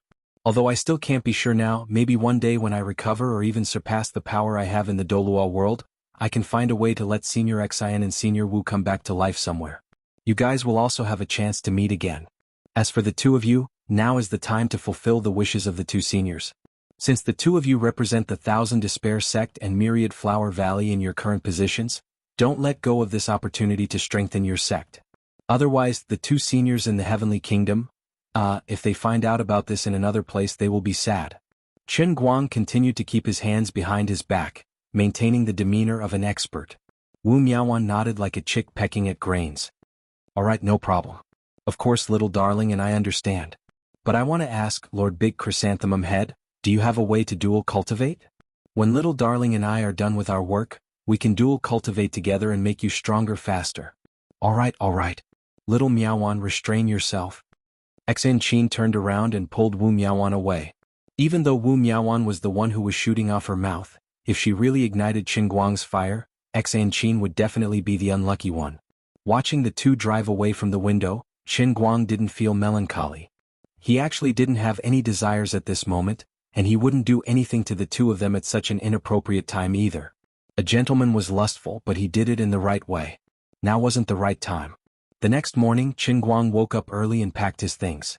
For the next few days he wanted to stay in school. Actually, it hadn't been many days since he wanted to go back to school, But people were like this. If they encountered too many things at a certain time, even if it wasn't a long time, their minds would still feel as if it was a lifetime ago. Looking at his class schedule, he had the first class in the morning. He was actually quite curious about the expressions of the people in class when they realized that he had suddenly come to class. Would there be a lot of people asking for his autograph? How would he charge them then? Speaking of which, he had signed a lot of autographed photos for Nyangzi previously. He didn't know how those scumbags were selling them. Why didn't they give him any commission? As he walked, his thoughts ran wild, and before he knew it, he had passed through the school gate. This was the semi-enclosed Gokyo University, and there weren't many people at the school gate early in the morning. Standing at the school gate and looking inside, Qin Guang saw a figure in a snow-white dress standing at the intersection in the distance, looking back at him. The two were at least 100 meters apart, but with their superhuman eyesight, they could see each other's image very clearly. Qin Guang was stunned for 2 seconds and then he suddenly laughed. On the other side, Wenwen also grinned, revealing a mouth full of white teeth, like a blooming jasmine in autumn. Wenwen was wearing a snow-white casual jacket and light gray jeans. Her long hair draped over her shoulders, and she was carrying a purple leather backpack on her back. Looking at the heavy backpack, there should be textbooks in it. She casually hooked her thumbs on the shoulder straps of the backpack, and stood there quietly with her back straight. Even the slightly thick autumn clothes couldn't hide her slender and curvaceous figure. From time to time, boys and girls who passed by would subconsciously focus their eyes on her. There were even some boys who got distracted and accidentally kicked the curb, causing them to grimace in pain. On the other hand, Qin Guang's appearance was much more sloppy. His specialty was that he could wear branded clothes without looking like branded clothes. She raised her leg and took a step forward. Qin Guang jogged to stop in front of her. "Hey, why are you at school again?" Actually, he felt that it was quite strange. After so many things had happened, he thought that it was unlikely that he would see Wenwen at school again, and that there was no need for her to come back to school. Unexpectedly, Wenwen didn't answer him but asked him instead, "Aren't you at school too?" Qin Guang was speechless. He understood what she meant and scratched his head awkwardly. "Pretend I didn't ask." Then he smiled foolishly again. She was right. If he could go back to school, then Wenwen could, of course, go back too. He suddenly felt that the scene they were in now was just like the time when they had agreed to meet here to go to an internet cafe a long time ago. Obviously, many things had changed and what had happened to him was simply earth-shattering. But when he suddenly thought back, it seemed that nothing had changed and everything had returned to the beginning. She was still herself and he was still himself. The two of them were still here. She was still dressed in white and he still looked a little sloppy. In the eyes of others, it was like a flower stuck in cow dung. "Why are you in a daze? The bell for the first class is about to ring. Don't tell me you want to be late for the first class?" Wenwen tugged at his clothes to stop him from being in a daze. Qin Guang sensed the envious gazes directed at him from all directions. He really didn't want to admit this matter. He was clearly more famous now, but Wenwen managed to make the other guys forget that he was an all-round superhuman. Most of their attention was focused on her. "Recently, my father has been recuperating in the sanatorium in the 5 capitals. With a few experts taking care of him, his condition has gradually stabilized. He didn't want me to see him in such a dejected state, so he had to chase me out. I also didn't have the mood to cultivate, so I thought it would be better to go back to school for lessons, so I came back." The two of them walked side by side and Wenwen still explained to Qin Guang. Qin Guang nodded. He had actually guessed it long ago. If he wasn't considered as an anomaly, Wenwen was without a doubt the #1 in the world. Ouyang Qinxing was dead, Shadow Alliance was destroyed, and out of the 3 great aristocratic families, only the Wen family remained. If it wasn't for the fact that she wholeheartedly pursued a higher level of martial arts, Wenwen wouldn't have pursued a higher level of martial arts. With her personality, it was natural for her to choose to go back to school. Perhaps, on the day she graduated, she, as the sect master of the Wen family, would even be like a normal graduate. She would plunge into the workplace with a playful mood, and continue to experience the life of a white-collar worker. This wasn't strange at all. She was such a person. Qin Guang asked, "Aren't you going to ask me why I'm going back to school?" Wenwen stopped in her tracks and turned back to look at him. "There's no need to ask. What I think, isn't that what you think too? What's the difference between you and me?" With that said, she suddenly stepped on his foot, and then ran off like the wind, shouting, "I'm in the 2nd building, you're in the 1st building, 508. Hurry up. Let's go for skewers after school tonight." She ran with great joy. No one could understand her joy. To be able to meet Qin Guang on the first day of school, and this wasn't even arranged by the two of them, but purely by chance. This kind of fate was simply too wonderful for words. Besides, she was also happy about something else. Today she walked beside Qin Guang for so long. Although the abnormality in her dantian was still strong, she could barely suppress it. This meant that she could finally be with him normally in the future. Her legs were a little wet, but fortunately her relatives had just come today so it wouldn't leak out, nor would it wet her pants. Qin Guang felt a dull pain from being stepped on. Looking at Wenwen's back that was like a happy little bunny, he suddenly realized. Perhaps the person he saw before was not the real her. Now she was carefree, not like a peerless master at all. She was not the sect master of the one family who had killed countless people with her own hands, holding a black knife, stained with blood and killing without blinking an eye. She was just a happy female university student. She had experienced a lot of things and suffered a lot of hardships. Wasn't she the same? Born in an aristocratic family like the Wen family, she received the most cruel and harsh training since she was a child. She didn't even have the right to choose her friends and her own life. Later she encountered a big change and her family became a mess. Her father was poisoned, her elders died, and there were internal and external troubles. Now she finally made it through. Even though she was a peerless genius who was second only to him in hundreds of years, what she really liked was not martial arts. She just wanted to live like an ordinary girl. In this regard she was right. He was quite similar to her. Didn't he come back to study? His parents' mixed doubles was just an excuse. The real reason why he was standing here with his backpack was not complicated at all. I like it here. I just want to live a relaxed and carefree life like this. There's no reason. I'm happy. Wenwen had already run out of sight, but the smile on her face when she turned and ran away was still clear in his eyes. Qin Guang gradually clenched his fists as he raised his head to look at the sky. The autumn sun that had just risen not long ago hung in the sky, but it was a little misty, which made him feel a little heavy. He did not want to admit that the reason why he was so anxious to give up his official position and return to an ordinary life was because he wanted to quickly pass the test of the Heavenly Holy Grail. He wanted the Heavenly Holy Grail to advance to the next level so that he could become the true master of the Holy Grail.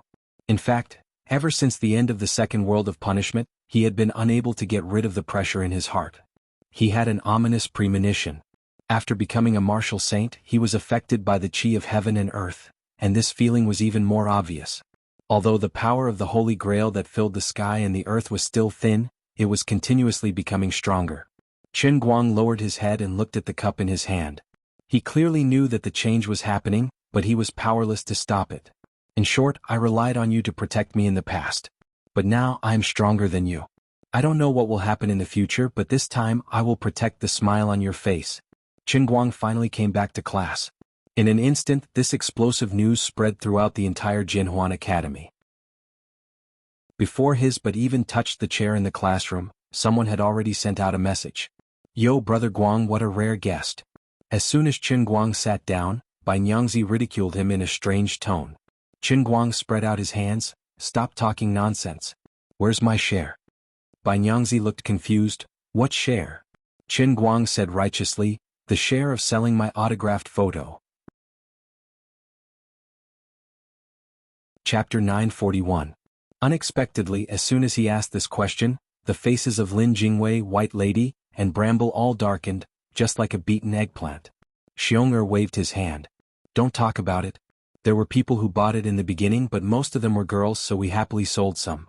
But your reputation on the internet got worse, and there were too many people slandering you. Even the girls stopped buying it. Bai Nyangzi snorted. That's right.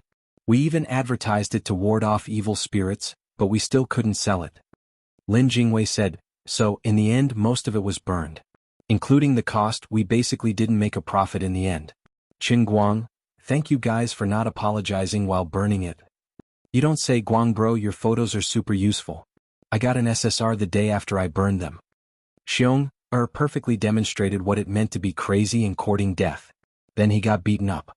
Halfway through the class, Lin Jingwei pulled Qin Guang over and asked, are you really quitting your position as the bureau chief? Qin Guang nodded. Yeah. I don't want to do it anymore. So, my grandpa and the rest went overboard. I apologize on his behalf. Save it. Why are you apologizing? You didn't do anything wrong. But I understand you now. No wonder you came to Beijing to study. Your grandpa and the rest of them. Aren't they tired of living like that? I don't think he's tired at all. In fact, he's enjoying it. I've advised him many times to stop caring about those things and retire peacefully, but he just won't listen. If you weren't there to help him, I'm afraid that Grandpa would have been sent to the hospital. Sigh. The two of them let out a long sigh.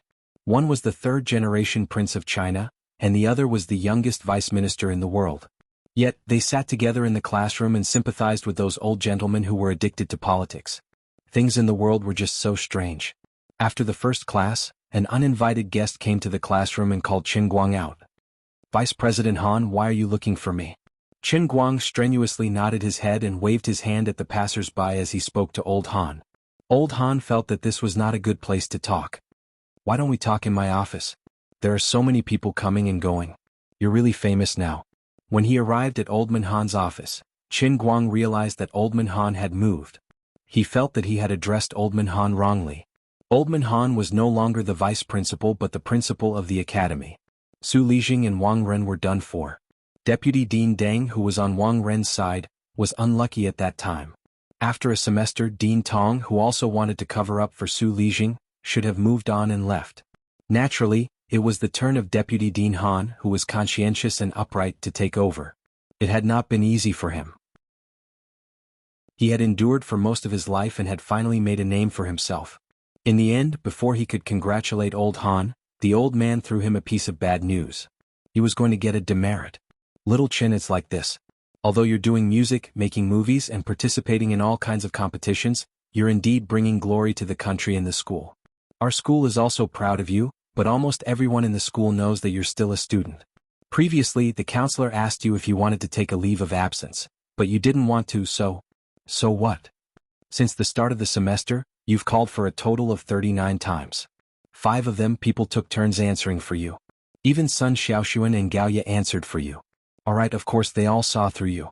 You didn't show up for the other 34 times. If we don't do something, we won't be able to explain to the other students.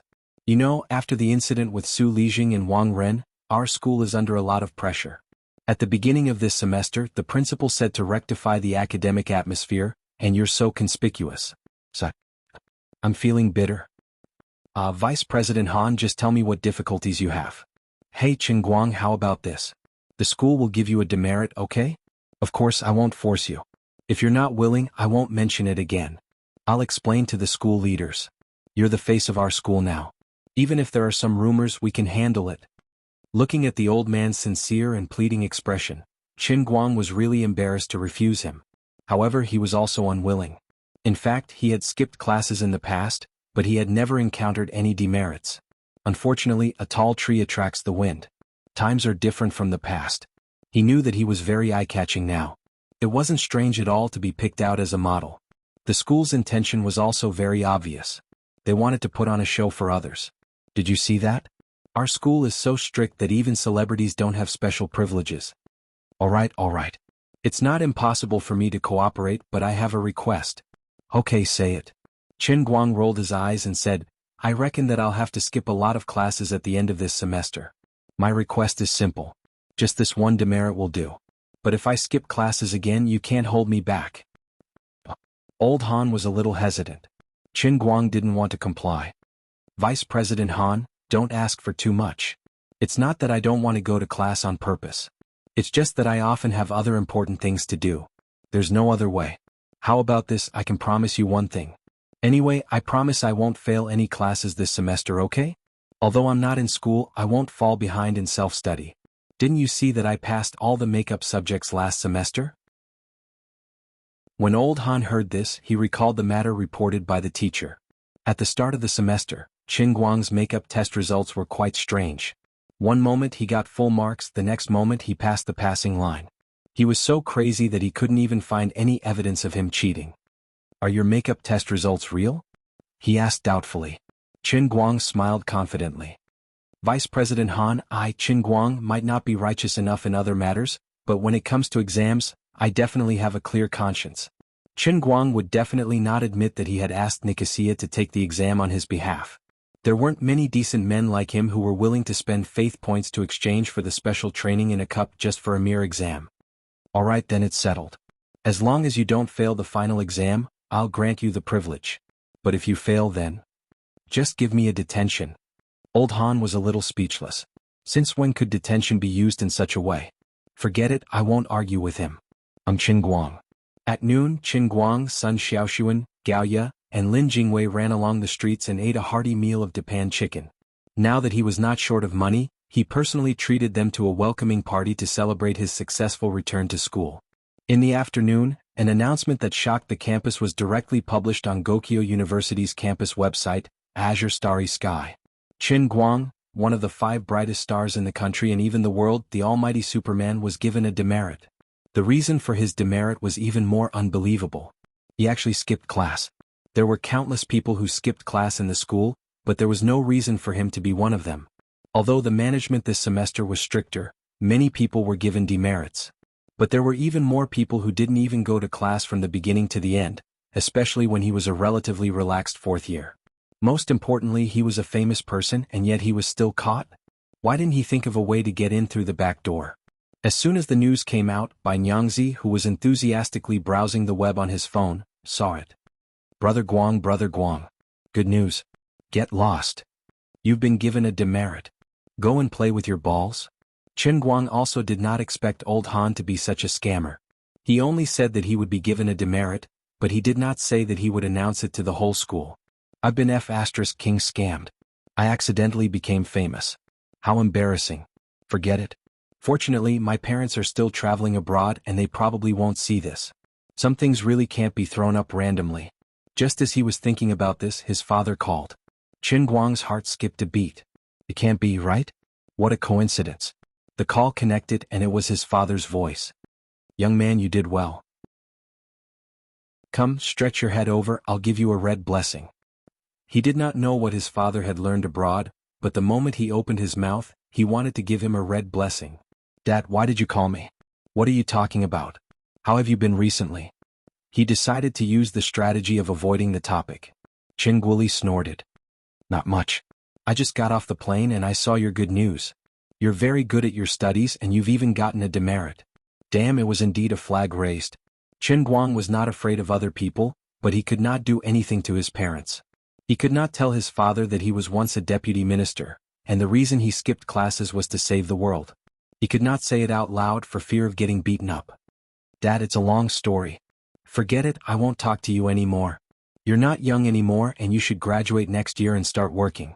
It's time for you to be sensible. I'll help you hide this for now. Your mother still doesn't know about it, but you better take care of yourself later. We just got off the plane, and we had planned to come to school to have a meal with you before going back to our hometown. But it looks like it's not a good time now.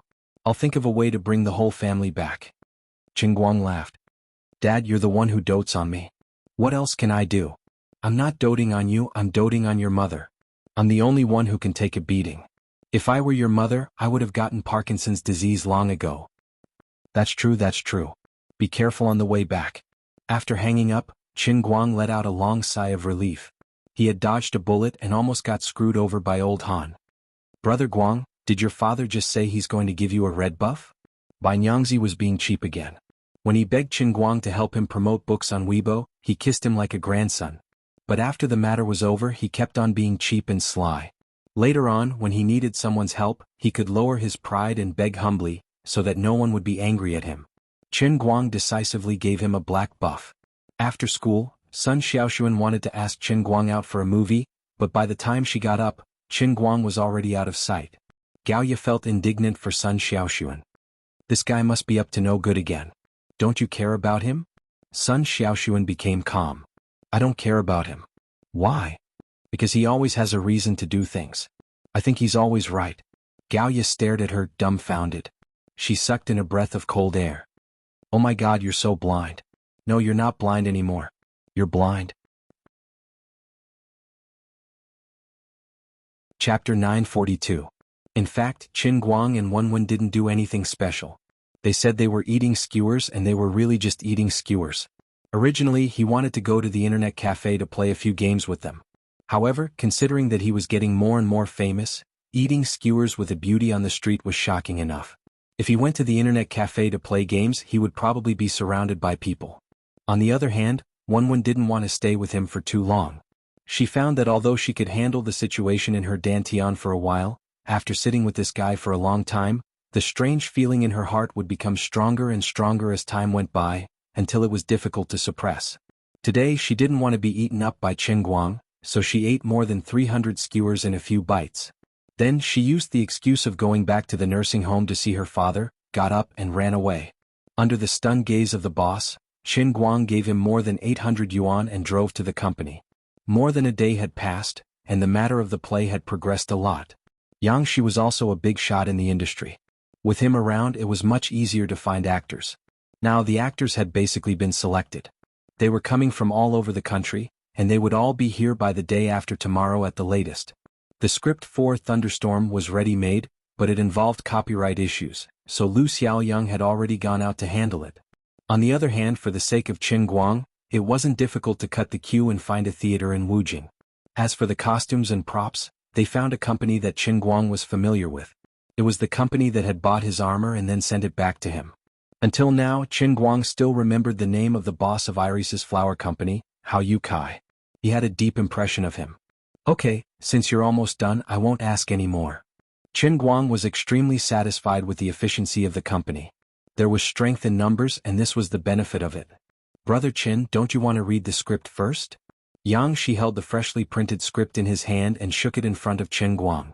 Chen Guang waved his hand indifferently. No need, I'll read it before I go on stage. Yang Shi knew his ability.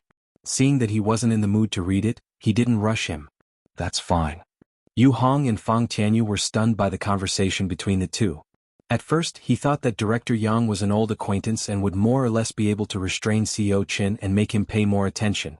It turned out that the two of them were jackals of the same tribe. After Qin Guang was gone, Fang Tianyu asked Yang Shi anxiously, Director Qin, is he really a man? Yang Shi didn't explain and just smiled mysteriously. Don't worry. Don Chen's Chen. Don't worry. Qin Chen's name. However, Yang Shi wasn't willing to speak any further. He thought to himself, what kind of joke is this? I'm here with Chen Guang to win without doing anything. The next day, Chen Guang did not intend to go to the company, but he still went to the city in the afternoon. There was a big shot. Sitting in the office, Chen Guang looked at this person who was said to be from the Rising Sea Insurance Group. For some reason, he felt that this person's words were a little unbelievable. If he isn't messing with me, then there must be someone else behind this. He actually said that he wanted to invest in Qingguang Brokerage on behalf of Rising Sea Insurance Group. Based on Qingguang's personality, he wouldn't be interested in letting others invest in his company even if he knew that it was a profitable business. Isn't it obvious that he's sharing the money with others? However, he was a little tempted this time. The reason was that he couldn't refuse the offer from Mr. Rao. According to Mr. Rao, the Rising Sea Insurance Group he represented valued Qingguang Brokerage at 10 billion yuan. The investment plan he proposed was even more insane. An investment of 1 billion yuan would dilute the company's total share capital.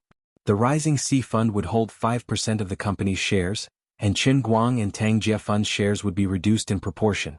Qingguang's shares would be changed to 76%, and Tangjie Fund's shares would be changed to 19%. This matter was complicated and there might be a long process in the middle, but the final result was about the same. What kind of spirit did Mr. Rao have? It was the spirit of international humanitarian aid. It was a great feeling that didn't ask for anything in return, but something to give. Qingguang couldn't believe it. The only valuable thing about my empty shell company is my almighty superhuman brand. If one day my reputation is ruined or if I get tired of the entertainment industry and don't want to work anymore, Qingguang Brokerage will instantly fall into an awkward situation where it can't make any profits. That's right, my profitability is quite strong, but the entire company doesn't have a complete system and doesn't have enough IP reserves. There's no reason for it to be valued at 10 billion yuan.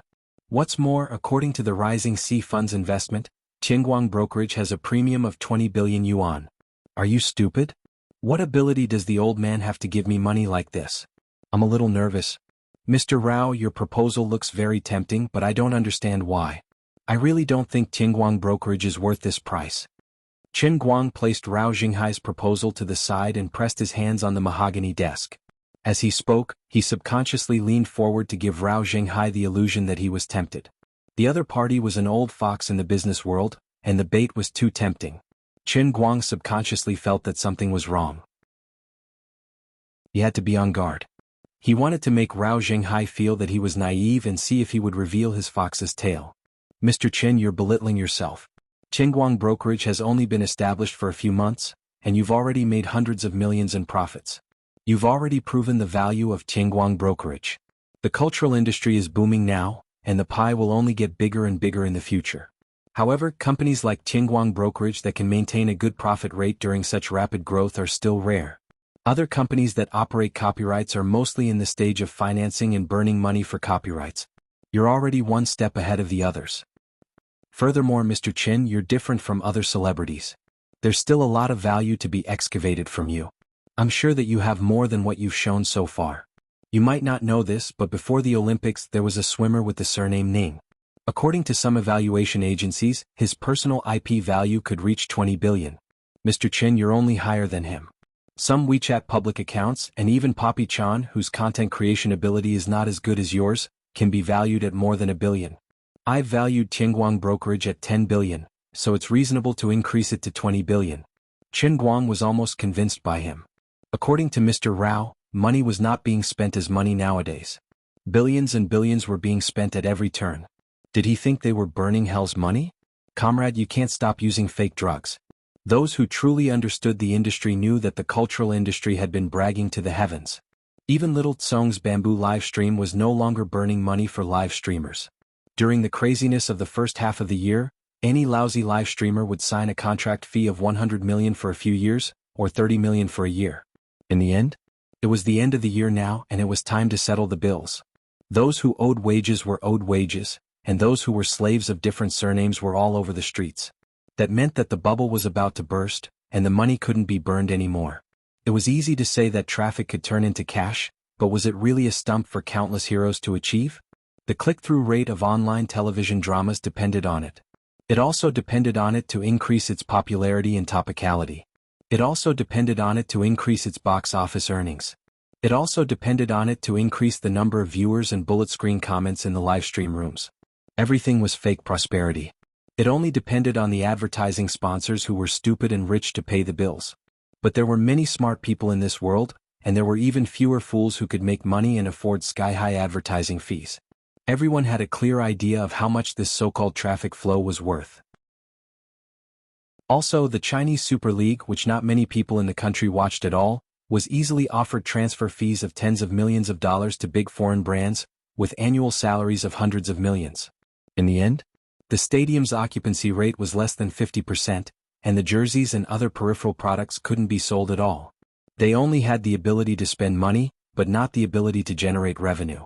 What right did they have to raise such sky-high prices? The rights to the live stream of the Chinese Super League, which had no ratings at all, could still be sold for more than $1 billion a year. The balloons in the sky were blown bigger than the sun, ready to explode at any moment. It was as if all the money printing machines in the country had been turned on overnight, and trillions of dollars had fallen from the sky. Where did this money come from? Was it born out of thin air? Outsiders might not be aware of this, but Qingguang could be considered as someone in the industry, not to mention that he was the strongest internet celebrity in the country. So how could he not understand that this was all hype? It was all a bubble that would explode sooner or later. Perhaps it might happen tomorrow, or perhaps it might last for another year. When the noise passed, the real companies that were good at content and diligent in operation, and took one step at a time, would have the last laugh. At that time, countless speculative capitalists would cry in the corner, and countless retail investors would cry their hearts out. It wasn't hard to guess. Rao Xinghai wasn't an ignorant bystander. He was the chairman of the Rising Sea Insurance Fund. Whether it was his vision or his identity, he stood at the top of the national financial pyramid, and it was impossible for him not to understand this. There was nothing wrong with him having the idea of setting up an internet celebrity economy, but there was no reason for him to take out $1 billion so easily just to get 5% of his shares. Qingguang Brokerage was just a personal brokerage company built around an omnipotent Superman. It didn't have any core technology or real industrial reserves, so it wasn't worth this money at all. Mr. Rao, I understand what you're saying, but let's not beat around the bush in front of an honest person. You and I both know it. What is your real purpose? Qingguang leaned back and he finally put away the facade of an ignorant young man. With a faint smile on his face, he looked at Rao Xinghai meaningfully. Rao Xinghai was stunned at first, and he was stunned for a long time. Just like that, in his eyes, Qingguang's aura changed drastically in an instant. He turned from a rash young man to an old fox who understood the world. He remembered an old man's instructions to him before he came down. He must not underestimate Qin Guang, and must not treat him like an ordinary young man. Just now, he didn't take the old man's warning seriously. At that time, Qin Guang pretended to be calm, but in fact he was eager to try. In his eyes it was slightly ridiculous. After all, young people were still a little immature and not shrewd enough. But now he knew that he was wrong. This cunning fellow, he was acting within an act just now, and he was completely led into it. Looks like I have to tell the truth. Mr. Qin, since you've already thought of it, then I'll tell the truth.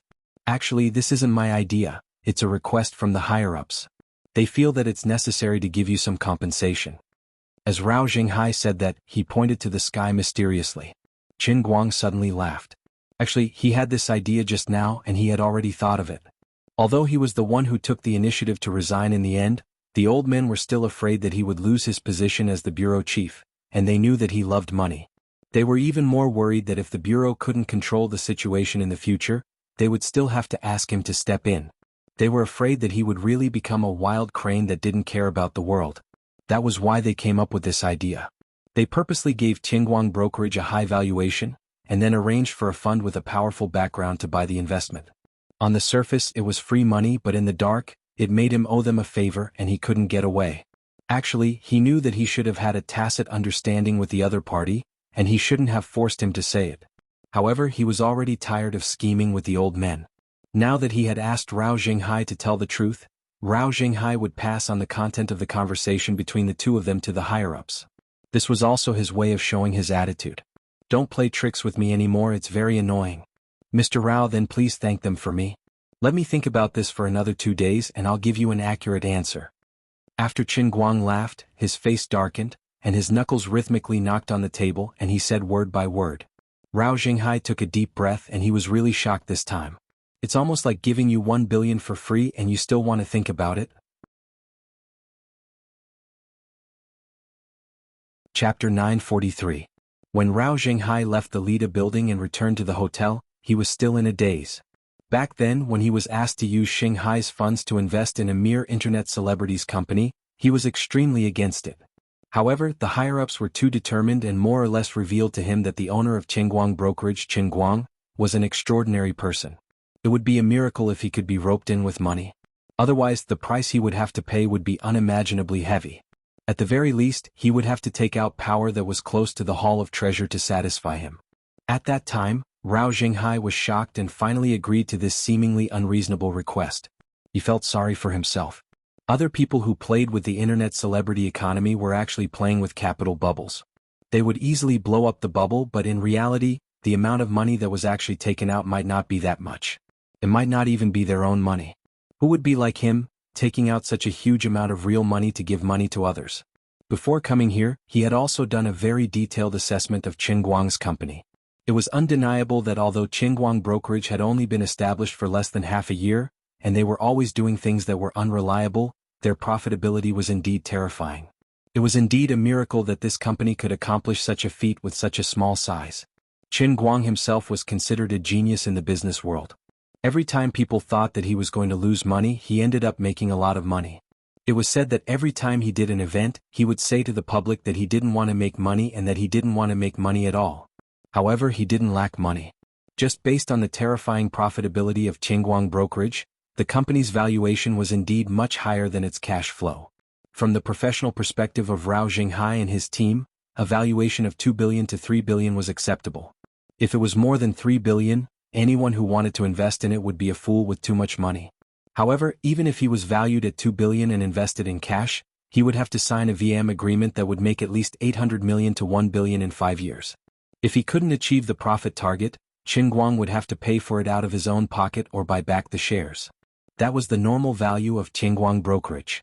It was undeniable that Qin Guang's ability to make money was very strong, but his company had only been established for a short period of time. Other than hosting events, his profit model was not clear enough, and he did not have any ability to make money.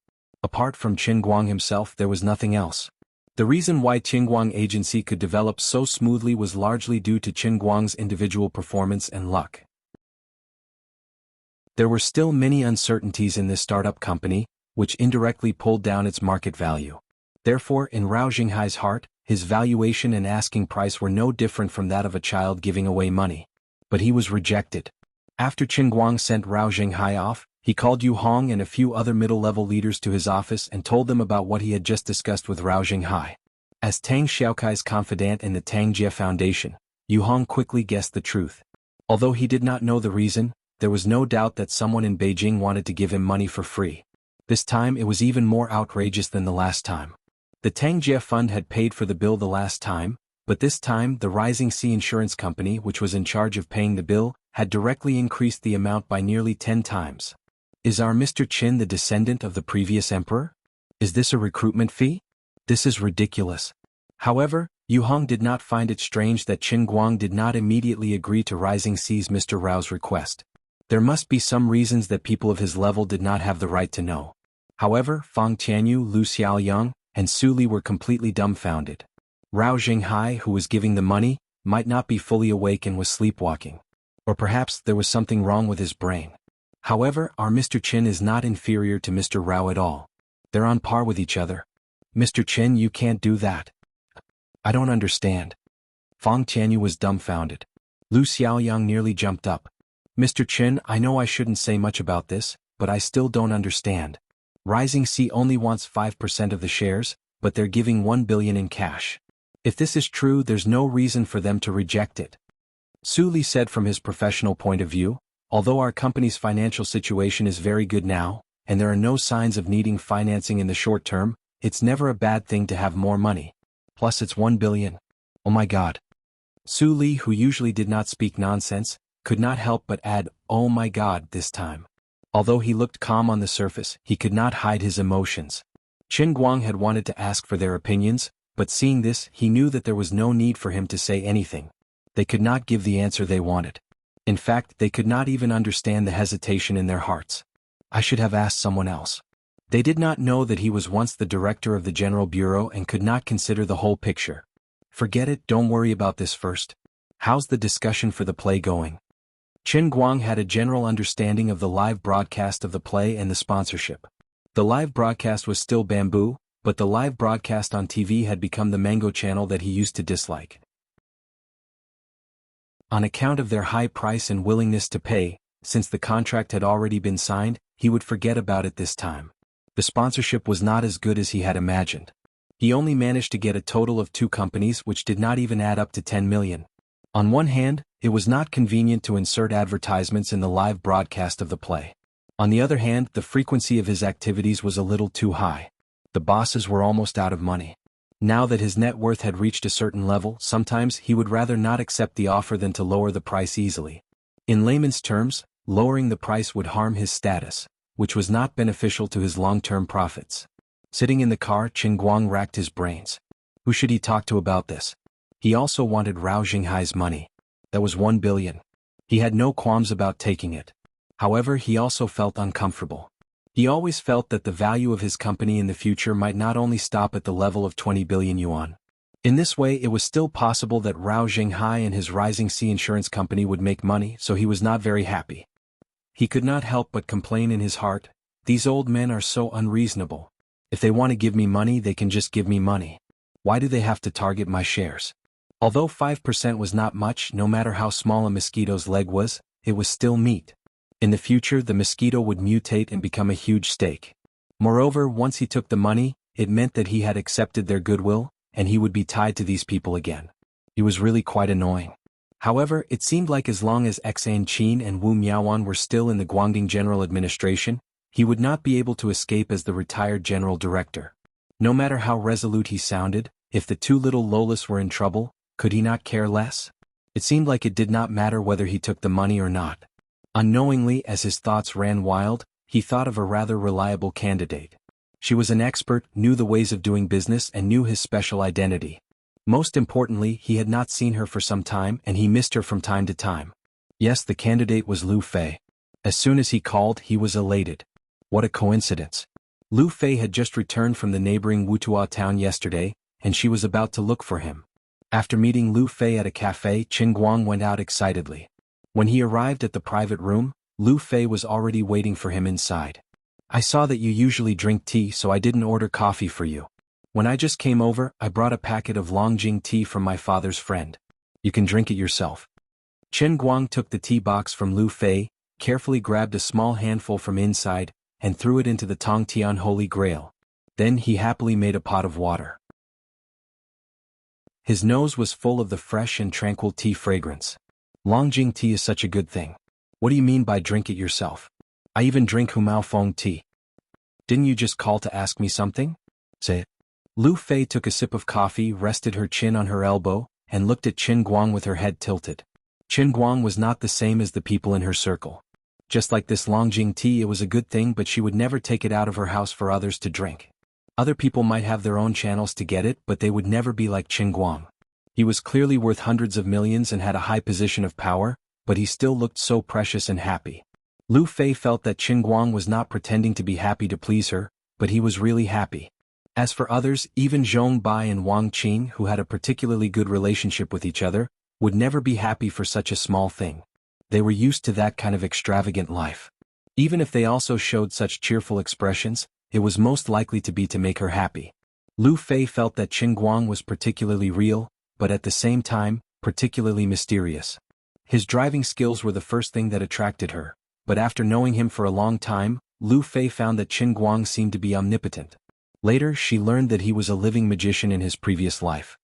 His entire body was filled with a sense of mystery and indescribable charm. But the rarest thing about him was that no matter how his status changed, he maintained a rare heart. You wouldn't be able to find such a man even if you searched for a lantern. Why are you distracted? I'm done. Qin Guang patted her on the shoulder. Lu Fei came back to her senses, ran her fingers through her hair in embarrassment, and grinned. I'm sorry, I was fascinated by you. Qin Guang, I'll give you 118 points for this reason of being in a daze. The full score is 100 points, and the extra 18 points will be divided into 3 sixes. He repeated it to Lu Fei again. This time Lu Fei listened carefully. She was not in a hurry to answer Qin Guang, but used her fingers to play with the spoon in the coffee cup. Qin Guang did not rush her and blew on his tea. 5 minutes passed. 10 minutes passed. 15 minutes, okay almost. Lu Fei suddenly looked up at Qin Guang. I'll take it. Qin Guang nodded. Okay. Chapter 944.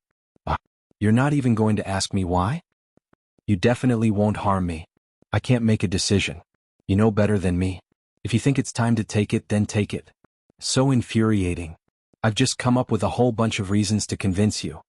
Qin Guang snappily said, since I'm here to ask for your opinion, you help me decide. Why do you need to convince me? Lu Fei fiercely looked at him. You're really lazy. Qin Guang chuckled. This is not me being lazy. This is called knowing people well. If I don't have to use my brain, why do I have to be so tired? I have to spend my energy on other things. That's true. You're a great magister. You're a bureau chief. Oh, you're no longer one now. Don't you want to know why I suggested you take it? Also, there's actually another way to take it. Say it. Qin Guang didn't want to dampen her enthusiasm. Well, first of all, you also want this money, right? Although I don't know what you want, I always feel that your ability to spend money is as good as your ability to earn money. In fact, capital is like this. Forever relying on your own money to do business. That's the experience of the older generation. It's no longer applicable in this era. Capital has its advantages and disadvantages, but it's in line with the laws of the modern economy. In this matter, that Tang Xiaokai is the best among our younger generation. Then you don't want others to take advantage of you. Even if it's only 5% of the shares, you don't want to share your results with people you don't know in the future. After all, at that time, maybe this 5% of the shares will be worth more. In addition, although you took the initiative to give up the bureau chief position, you're unhappy because of this matter. You also feel at ease taking the compensation they give you. In summary, whether it's for the development of the company or for your own comfort, you have to take this money. Qin Guang nodded. That's the reason. Lu Fei suddenly smiled wickedly. So, this is the solution I came up with. 5% of the shares will be given to them, but not to the Tianguang agency that you and Tang Xiaokai are working with. Instead, you will set up another subsidiary of Tianguang agency. It will be financially independent from the current Tianguang agency, but the management will be like a parent and subsidiary company. The name will be Tianguang Culture. Tianguang Media is good at everything. On the one hand, if you let Rising Ocean Corporation invest in Qingguang brokerage, you'll be making money, and the company will have a large amount of cash flow. However, the 19% of shares that Tang Xiaokai occupies will appreciate too quickly and too easily. On the other hand, your foundation is Qingguang Agency. If you're unhappy in the future, you can turn Qingguang Culture or Qingguang Media into an empty shell. Qingguang Agency. Most people to say. To ordinary. Ordinary. Not to you. However, your situation is special. Tang Xiaokai will definitely not object. In fact, he doesn't care about the benefits of investing in you. As for Rising Sea, no matter how harsh your conditions are, it won't be a problem. Since he came to you, he must have accepted a mission. The people in Beijing only care about whether the money will be delivered to you in a reasonable manner. This way the people in Beijing will be more satisfied.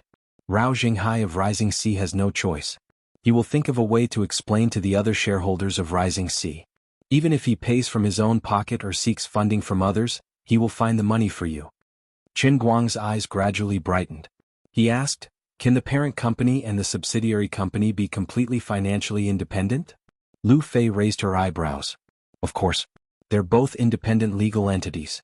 However, because of you, they added an agreement that temporarily allows the subsidiary company to be completely controlled by the parent company. Actually, they're two relatively independent entities. Actually, you can let Qingguang Agency control part of the subsidiary company. However, in principle, you and Tang Xiaokai would have to inject a certain amount of capital. It's meaningless. Instead, Tang Xiaokai would take advantage of you. I have another question. If I set up an empty subsidiary company and take 1 billion yuan from Rao Jinghai and only give him 5%, they'll still have to say something about it, right? Lu Fei rolled her eyes. Idiot. Can't you just buy some IP to put on a show? Besides, aren't you already the most popular IP in the country? You're so smart. It's enough to have a confidant in life. Why don't you help me? Lu Fei shook her head violently. I'm sorry, I'm not interested in your petty tricks. Qingguang was angry that he was being looked down upon. However, on second thought, the person in front of him could buy a Porsche 918. She was a hidden tycoon with a family worth more than $10 billion. It seemed like this was just a petty trick to her. After dinner, Qingguang and Lu Fei went their separate ways. It wasn't that they didn't have any ideas, but Lu Fei had to fly to the sea at night. She was busier than Qingguang. When Rao Jinghai received Qingguang's call, it was already past 8 at night. After hearing Qingguang's request, Rao Jinghai felt that he had wasted half of his life doing business. You really have a big heart. You think you're losing out by buying 5% of your shares for 1 billion? Can you be a little more reasonable? I can't even get the shares of your parent company, yet you're setting up a wholly owned subsidiary company and giving me 5%? How can you be so shameless? How can you be so shameless? How can I explain this to the other shareholders of Rising Sea?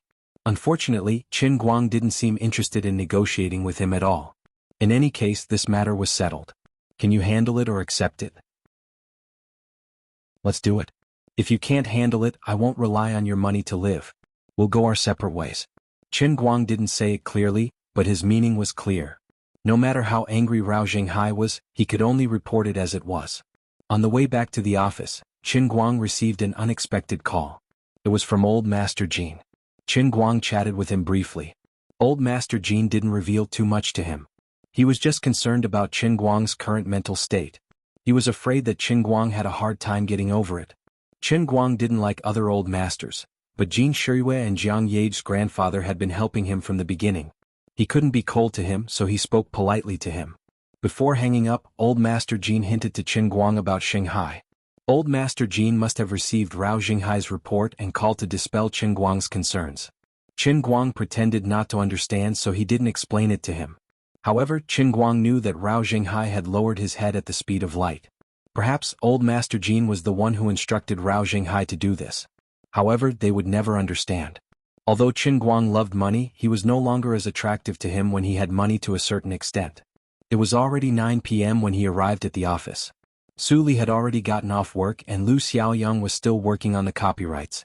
Qingguang called Yu Hong and Fang Tianyu, who were still working overtime, to his office and announced his decision to them. After some discussion, the subsidiary company would be named Qingguang Media. It would still be Qingguang's legal representative. It would be an empty shell for the time being. The specific arrangements were left to Yu Hong and Fang Tianyu. Qin Guang would be the one to do it. Since Lu Xiaoyang was also working on the copyrights, Qin Guang didn't want to waste his energy. He called Lu Xiaoyang and told him to buy some copyrights when he was free. It didn't matter if it was variety shows, animations, or American dramas. He could even buy some of the copyrights for web novels. Other than a certain book called Billionaire Young Master's Cruel and Doting Wife, Please Love Me 1001 Times, everything else was fine. After buying these copyrights, they would all be placed under Qingguang Media. As for the funds needed for the acquisition, they would discuss the project for the time being. When Rao Jinghai was done with the matter and sent the money to them, they would immediately start work. After that, Qin Guang called Tang Xiaokai, who was far away overseas. Actually, he didn't need to specifically communicate with Tang Xiaokai about this. However, Tang Xiaokai had given him money and people in the early stages of his business. He was very kind. Now, he had to make things clear and let him understand that he had no intention of abandoning him to avoid any future conflicts. Tang Xiaokai was a sensible person. Although Qin Guang's actions had caused Tang Jiefun to make a lot less money in a certain sense, he didn't expect to make a return on his investment in Qingguang Media. He hadn't even lost all his money yet. Instead, his investment of $20 million had increased a few times in value. That was already a pleasant surprise. Besides, Shanghai's decision had nothing to do with him. It was the higher-ups who wanted to send money to Qin Guang through another channel. Tang Xiaokai was actually glad that he didn't have to take the blame again. In the end, Tang Xiaokai took a roundabout approach and mentioned another matter to Qin Guang. "Brother Guang, what's going on between you and my sister recently?" Qin Guang was stunned. "What's wrong? What did Sister Ing say to you?" "Sister, brother, the two of you are so romantic." Cough cough. "My sister didn't say anything. Wasn't she preparing her thesis when you were organizing the language conference?" "Yeah. What's wrong?" "She's already published her thesis. I found someone to publish it for her. It's published in a rather high-class journal. Recently, that journal is planning to organize an academic exchange. She didn't intend to come when they invited her, but she changed her mind on the day that the World Language Conference you organized ended. Recently, she's been busy wrapping up matters at the hospital. Did you two quarrel?" "No. So what?" Brother Guang, it's not that I want to criticize you, but don't be fooled by my sister's cheerful appearance. She hasn't been close to many guys since she was young. As her younger brother, I don't have the right to interfere in your affairs. But since the rice has been cooked, Brother Guang, you can't go back on your words. Let me tell you, don't think that a celebrity like Jin Shuiwei is so high and mighty, but when it comes to living, my sister is still better. Think about when you're sick." Qin Guang was stunned. "The rice has been cooked? When did that happen? Why can't I remember? That's not right." There was a time when he and Tang Ying fell down together and Tang Xiaokai, who had just returned to China, bumped into them. All right, Qin Guang thought about what happened on the plane with Tang Ying. It didn't seem that pure after all. To a certain extent, he was right. As for why Tang Ying suddenly wanted to go to America after the World Language Conference, Qin Guang naturally understood. She was hiding and pretending to be an ostrich. Despicable. No wonder she didn't call me recently. Even when I'm going to squander again, she didn't make any moves. This sister wants to go back on her words after losing the bet. Shameless. She can even go back on her words? Qin Guang looked at his watch. It was 10 p.m. He wondered if Tang Ying was still on duty at the hospital. He decided to check on her first. He didn't really want her to honor her words. Even if she wants to write off her words, he has to agree first. It's not harmonious for her to break the contract unilaterally. Chapter 945. Actually, going to the hospital to look for Tang Ying at this time was a bit of a stroke of luck, but Qin Guang didn't expect that she would actually be blocked. Just as he walked up the stairs, he saw Tang Ying hurrying out of her office in a white coat. Her hair looked a little messy, and her complexion didn't seem to be very good, looking a little pale. It seemed that she had been trying her best to clean up the mess on hand in order to escape, and it was quite tiring. She walked quickly, looking down at her phone with a frown. He didn't know what had happened to make her so anxious. Qin Guang saw that she was walking straight towards him with her head lowered, so he deliberately didn't make a sound. When she got closer, he suddenly let out a cry. "Where are you going?" Tang Ying let out a sharp scream. She looked up abruptly and saw that it was Qin Guang. She was instantly embarrassed and angry. "What are you doing? Are you trying to scare me to death?" Qin Guang didn't expect her to be so loud, so he hurriedly made a shushing gesture. "Lower your voice. It's midnight in the hospital and the patients are all asleep. It's forbidden to make noise. Tang Ying gave him a dirty look. It's all your fault. You scared me when you had nothing better to do and now you're lecturing me. Qin Guang grinned. It's all because you're always looking down at your phone when you're walking. People like you are the type of people who keep their heads down on the internet. Tang Ying tugged at his shirt. Go away. Don't you know? Qin Guang was stunned. Don't know what? You really don't know? I thought you came because of Miss Tong. What's wrong with her? Why didn't she tell you when something happened to her? Tang Ying said as she pulled Qin Guang to the emergency department of the inpatient department. Qin Guang followed behind, confused. He subconsciously thought that something might have happened to Wu Tong. What's going on? He was a little anxious. He knew that Wu Tong had come back to be the bureau chief. Previously, because he had to solve the problem of the internal force martial artist, he did not want to involve her, a police chief who was between an ordinary person and a related person. Therefore, when he had nothing to do, he deliberately did not contact Wu Tong to avoid arousing suspicion. Otherwise, with her overflowing sense of justice and sometimes reckless behavior, coupled with her little bit of power and connections to inquire about relevant matters, it would be troublesome if she were to follow them. Ever since the last time Qin Guang held a piano performance in Beijing, Wu Tong led a team to provide security for him. The two of them hadn't seen each other for a long time, and they rarely even called each other. Wu Tong was well aware of this. She was helpless, but there was nothing she could do. Ever since Qin Guang became the director of the Guangdong General Administration, she had also inquired about a lot of information from Wu Shan. Gradually, Wu Shan told her that what Qin Guang was facing now was beyond the level of his qualifications as the head of the department. Things had become unimaginably troublesome. If ordinary people were to get involved, on the one hand they might encounter unimaginable dangers. On the other hand, it would also become a breakthrough point for others to threaten Qin Guang. It was precisely because she knew these things that Wu Tong deliberately kept a distance from Qin Guang on the surface. When she returned to Wujing to be the director, she simply told Qin Guang that she was back. It wasn't because she was afraid of danger. After all, being a police officer wasn't a safe job. She just didn't want to be a burden to Qin Guang, especially after she heard that he sent his family overseas. Thus, she was even more determined in her decision. Sometimes she would think that Qin Guang's growth was too fast. It was as if he was just an insignificant young man in school who still needed her protection. But in the blink of an eye, he ran a company and became the director. He suddenly rose to a height that was difficult for her to reach. The change was too fast and she was caught off guard. From time to time, when she was busy with work, Wu Tong would think about what kind of existence she was to Qin Guang. What kind of role did she play in his heart? Did he not care about her? Of course not. When she was kidnapped by the World Destroyer, her life was hanging by a thread. At that time, Qin Guang was not strong at all. He descended from the sky with his bare hands and saved her from certain death. In this world, besides him, there was no other man who could do such a thing.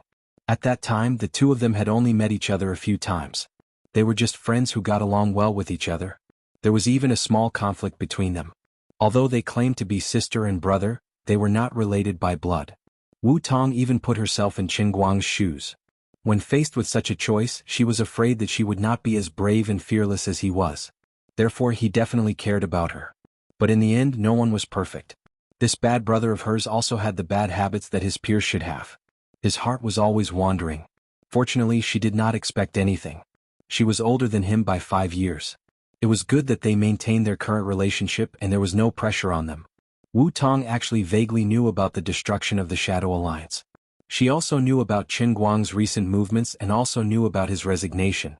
These were all news that she heard from Wu Shan, who was close to the higher-ups and was the representative of the younger generation. Until now, Wu Tong had not taken the initiative to contact Qin Guang. On one hand, it was because she was busy with work. On the other hand, she knew that Qin Guang had a lot of things to do. But most importantly, she wanted to see when this heartless brat would think of her. Ever since she found out that Qin Guang had resigned, she had been counting the time every day. If this guy didn't call in another 3 days and insisted on contacting him, then he would be dead. In the end, she was unlucky. Originally, ever since she became the bureau chief, whether it was the people in the bureau or her father, Wu Shan, they were determined not to give her the opportunity to personally go to work. In order to find a chance to rush to the front line, Wu Tong had recently stopped driving to and from work. Instead, she took the subway. Even if she could only catch a thief, it would be enough to satisfy her craving. Today she bumped into one and was immediately overjoyed. Usually with her skills, it was too easy to deal with a thief. But today that guy seemed to be on steroids. After she found him at the subway station, he turned around and ran extremely fast. Even with Wu Tong's top-notch stamina among the male students in Shun's special training camp, she almost couldn't catch up.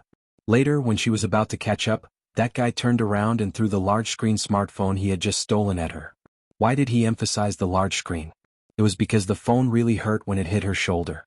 But after that guy threw the phone like a cannonball, he strangely fell to the ground, foaming at the mouth and twitching. Wu Tong still managed to handcuff him with one hand. She turned around and saw that the phone that hit her shoulder was completely deformed on the ground. Her collarbone was swollen and painful. Her collarbone was actually broken by the phone that was thrown at her so close. Wu Tong was extremely shocked. She was not an ordinary person. She was well-trained and proficient in fighting. Her bones were far harder than ordinary people. And who could easily break a person's collarbone with a phone? Who could throw a phone like a cannonball with so much force? You're not Qin Guang. Wu Tong struggled to call her colleagues in the bureau to send this guy to the hospital with her. But on the way to the hospital, that guy woke up and seemed to be fine. On the way, she actually wanted to call Qin Guang and tell him that she was injured today. But she finally endured it. Since she said that she would endure it, she couldn't easily admit defeat. Do you know? Your big sis is injured. Although I don't know why she didn't tell you about it, when you see her later, you can't tell her that you came to see me. No matter how you lie, you have to say that you found out about it and came to see her. Just treat it as a way to make her happy. Tang Ying led the way in front while whispering to Qin Guang. Qin Guang nodded. Yeah, I know. I'd like to see what kind of thief was able to break Sister Wu Tong's bones.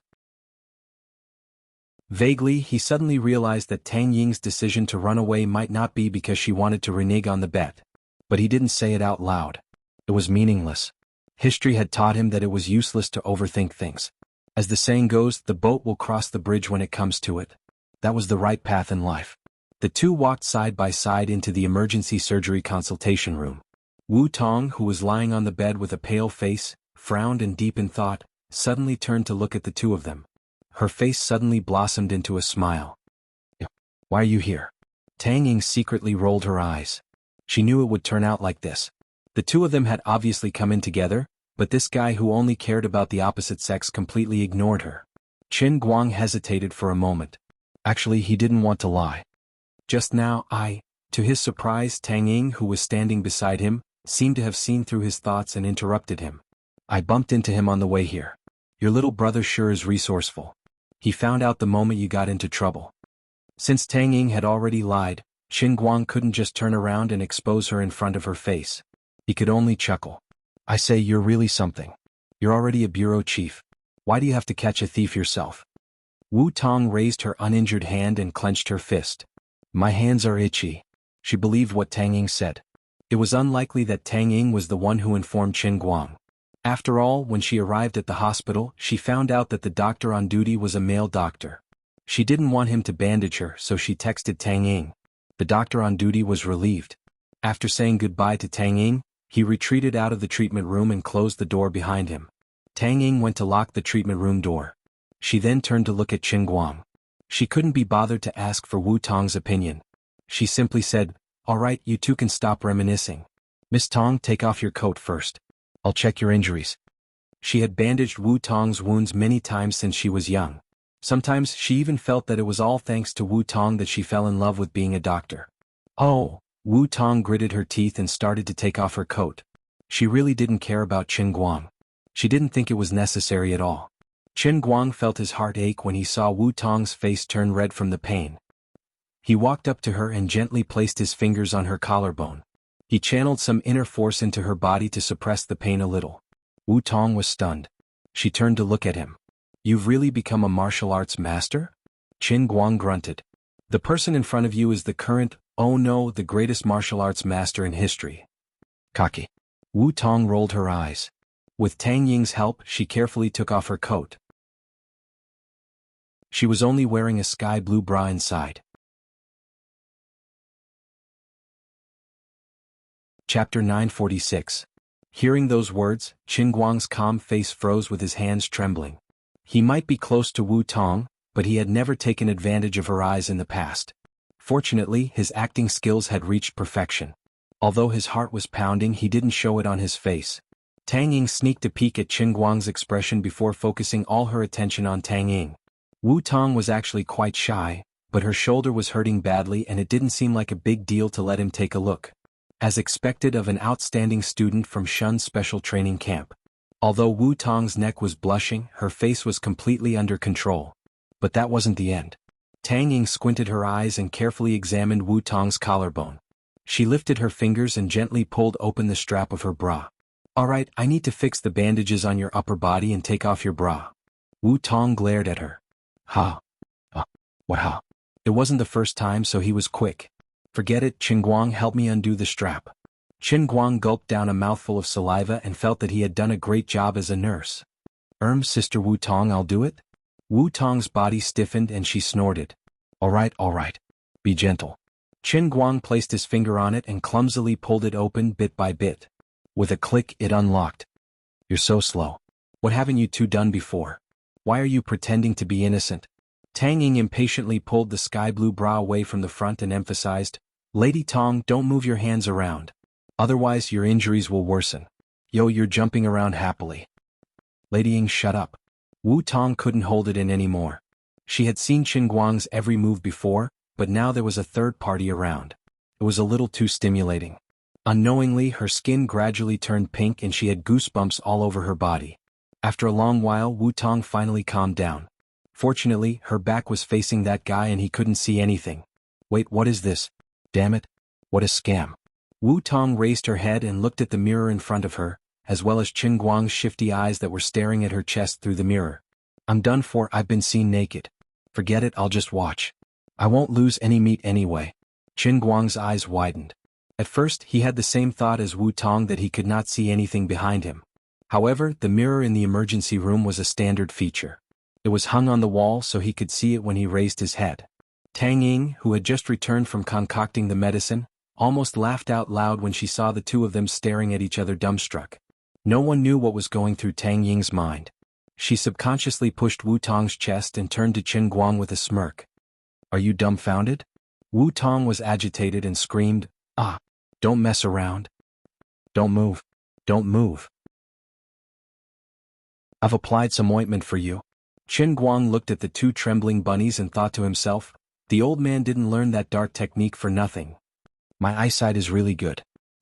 Those clear skin lines, that color, that tall and straight figure. Cough cough. Take it. Tang Ying stopped fooling around and became obedient. She quickly applied the ointment for Wu Tong. At this moment, Wu Tong's collarbone was red and swollen. Tang Ying's movements were also very careful. Although Wu Tong grimaced in pain from time to time, she forced herself to endure it. Since she was half naked, she felt a little awkward, so she decided to say something to divert attention.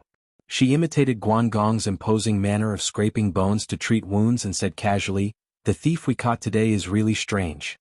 He looks so skinny but he's so strong. It's weird." A skinny man who could easily injure Wu Tong? Qin Guang's eyes were still staring at the mirror shamelessly, but his brows were slightly furrowed. He subconsciously thought that Wu Tong's words were related to inner force martial artists. But on second thought he felt that it was unlikely. The saying that the poor study while the rich practice martial arts was not groundless. Without some financial foundation, it was impossible to practice martial arts. Those who were able to practice martial arts were either from various sects or clans. Even if they weren't, they were at least from wealthy families. Almost no poor person would be able to practice martial arts without any financial foundation. But as long as they were successful, the worst they could do was at least at the level of Lu Chao's bodyguard Tai Fanshu. For example, Xan Qin and Wu Miaowan's sects were small and incomparable to the 3 aristocratic families, the 8 major sects and the 27 sections. They belonged to the 4th tier of sects in Jianghu, but they never had to worry about money. It was impossible for someone who had to sneak around on the subway to possess inner force.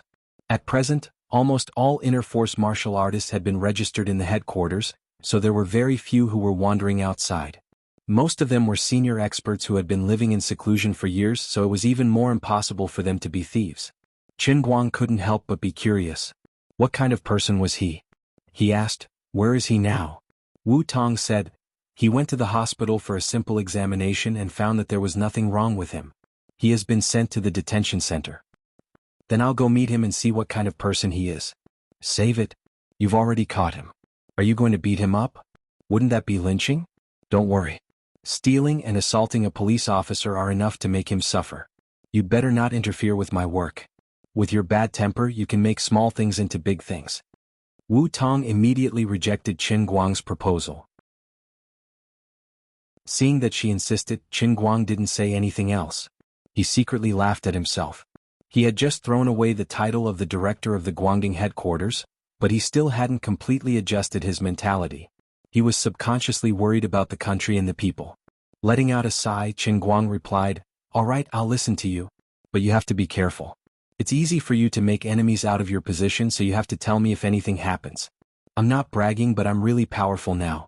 I can fight 100 people in minutes." Okay. Don't worry. I won't be stubborn. On the other side, Tang Ying deftly fixed Wu Tong's bandages and splints. Then she clapped her hands. "Done. You're also an old patient. You know you have to move your hands less. Eat more vegetables, eggs, and meat. I won't emphasize it to you. Come to me tomorrow and the day after, I'll change your dressing." Although her real profession wasn't orthopedics, her skills were extremely high. The triangular bandages were quite exquisite. Next to her, Qin Guang asked, "I don't need to be hospitalized?" He pretended to ask as he continued to glance at the mirror. "Sigh, there's nothing to see." Her upper body was tightly bound by bandages and splints. Her upper body was tightly wrapped and airtight. Wu Tong waved her hand indifferently. "Why would I need to be hospitalized for such a small injury? I'll be fine in a few days." She wasn't being stubborn. When she was studying and training in the police academy, she had fallen from a platform several meters high. Her fall was much worse than this one, but it didn't take long for her to recover. Her bone healing ability was far stronger than the average person's. This was probably the real secret behind her strong close combat ability despite being a woman. It was a natural gift.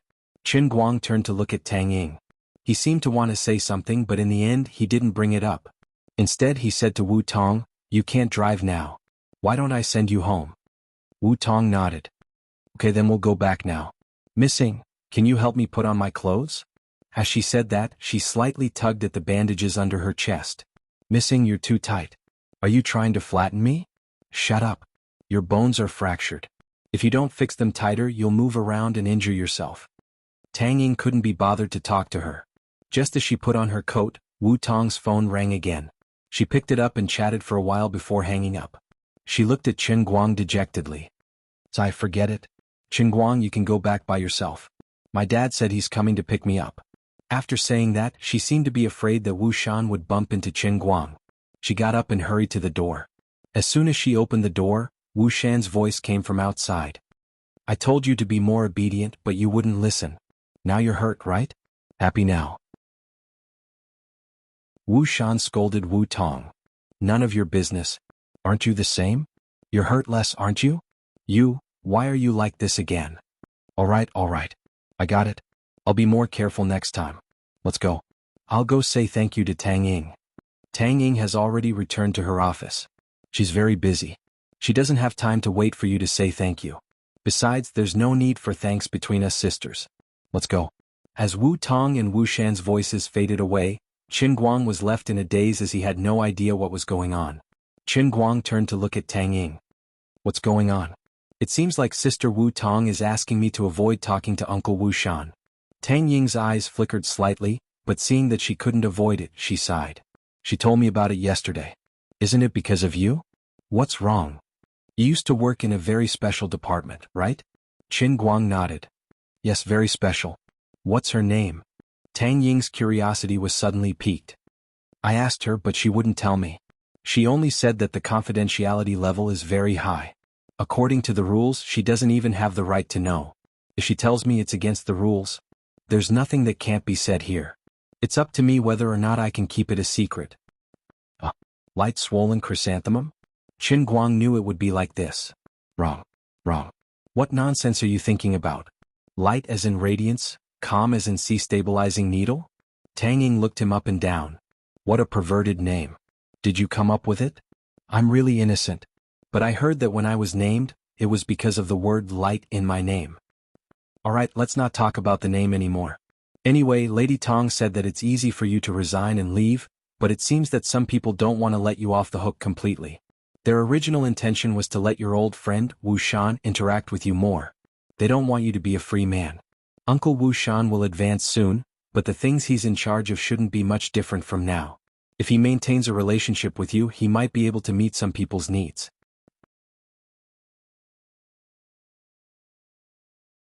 Chapter 947. Qin Guang rolled his eyes. President Rao was not the only backup plan prepared by the elders. These people were good at playing one trick behind his back. On one hand, they wanted him to give up his power, but on the other hand, they did not want to let go of his influence among the inner force users. Perhaps more importantly, they did not want to let go of his peerless martial arts that allowed him to kill Ouyang Tianqing. In the end, they still wanted to turn him into their tool. Tang Ying saw that he was distracted and looked at him curiously. How powerful are you now? I'm a professional doctor, but I can't see any changes with my naked eye. No, your muscles are a little stronger, but you're just a person with a nose and eyes.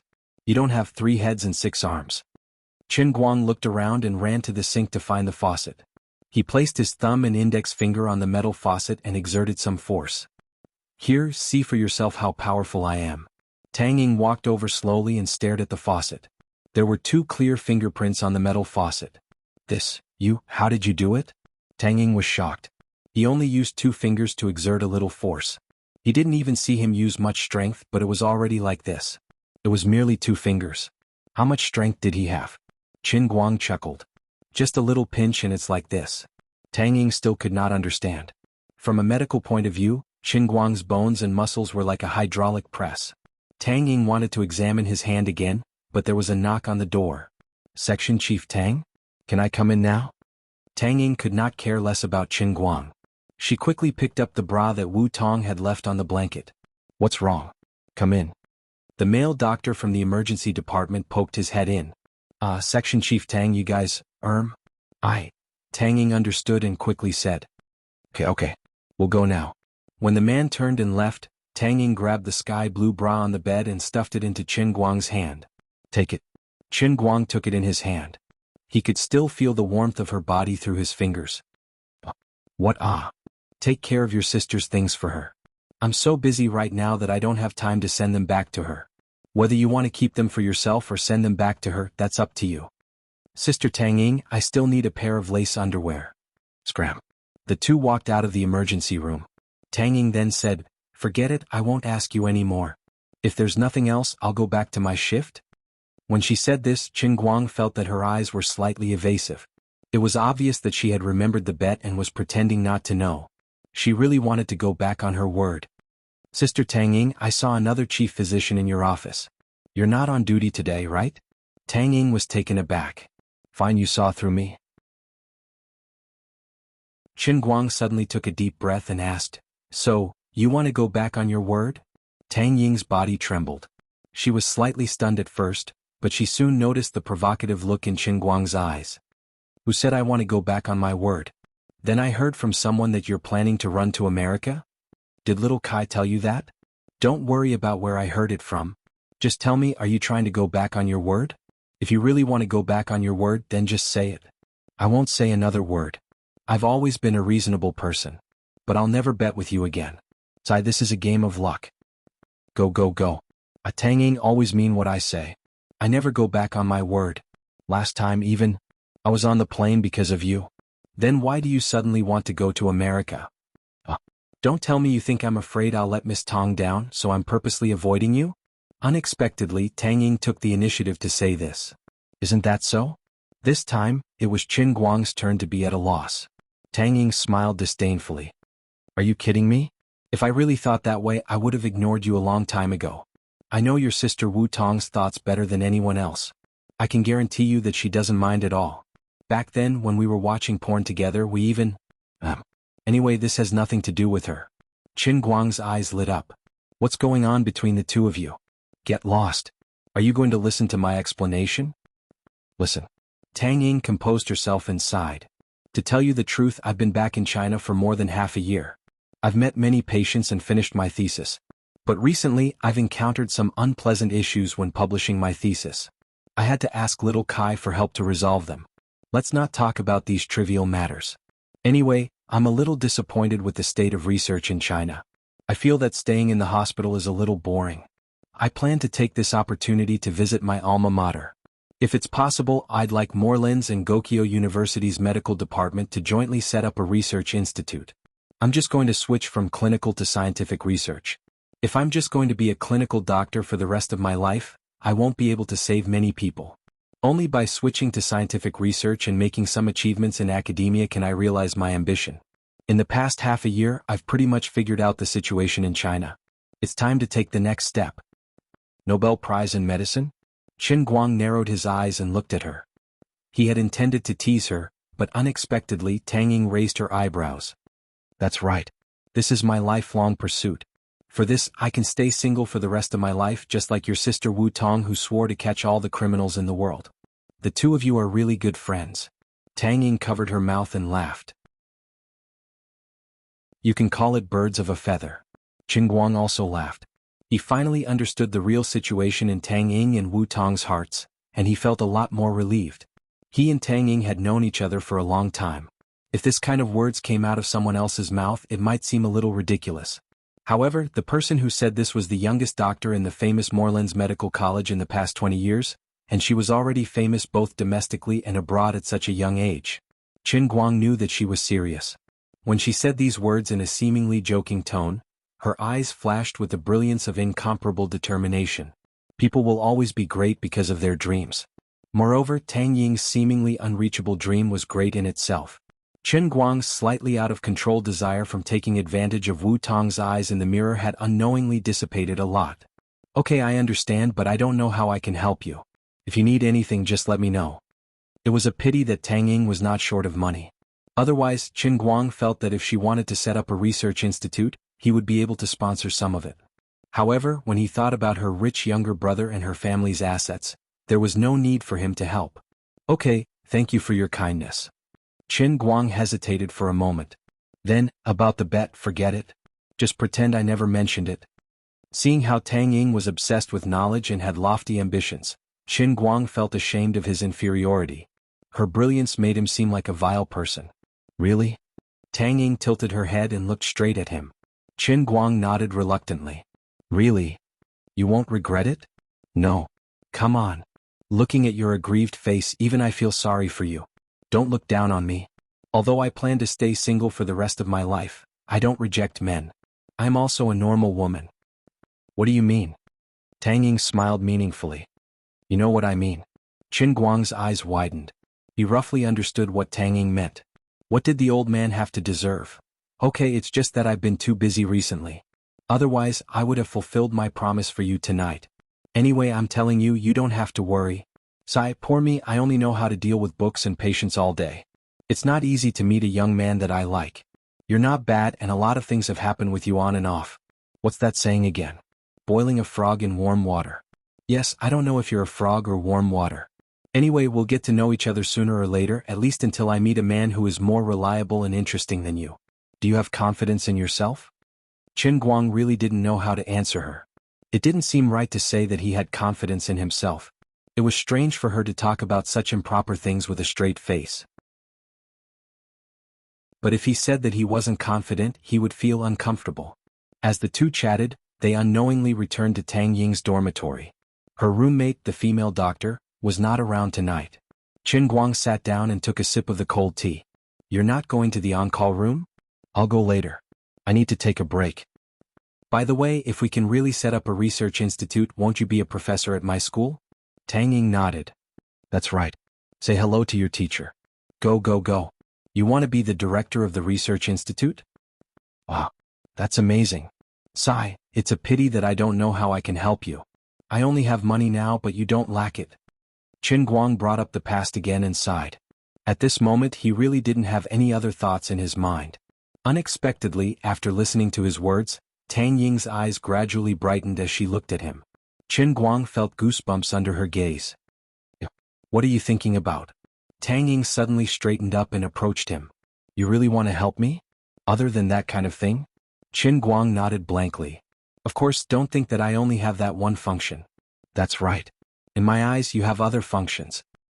What are you trying to say? I also know that there are some talented people in this world who can practice a kind of qigong called internal force.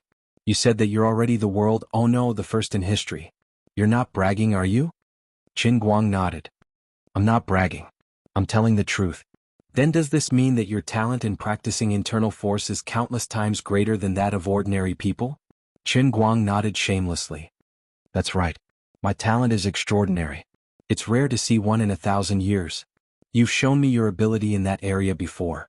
You even broke the wooden plank. I also know that you participated in the arm wrestling competition in Detroit. Just now you used 2 fingers to flatten the iron pipe. I didn't deliberately think about it before, but now I want to know. How is it that your hand doesn't look particularly strong, but it can completely suppress those monstrous men in arm wrestling? Why is the strength in your hand so great? Qin Guang gradually began to panic. So, be my lab rat. Your body must be different from an ordinary person's. I even suspect that compared to ordinary people, you're superior from the genetic level. If you really want to help me, let me study you. The more Tang Ying spoke, the brighter the light in her eyes became. Step by step, she approached Qin Guang, forcing him to retreat into a corner. Her eyes were like those of a hungry wolf that had spotted its prey. They were even brighter than the LED lights on the roof. You want to slice me up? Qin Guang swallowed his saliva, his intestines turning green with regret. Chapter 948. His brain must have short-circuited. How could he not have thought of this? Perhaps there were at least tens of millions of people who wanted to study him. The number of people in official scientific research institutions could probably form a line from the east gate to the west gate of the 5 capitals. It was only because of his identity in the past as well as the tragedy of Su Lijing, who had a high position in the academic world, and perhaps some old man's obstruction, that such a thing had not happened to him so far. But Tang Ying was different. The most important thing was that they were very familiar with each other, and their relationship was not ordinary. Others did not dare to mention it, but she could.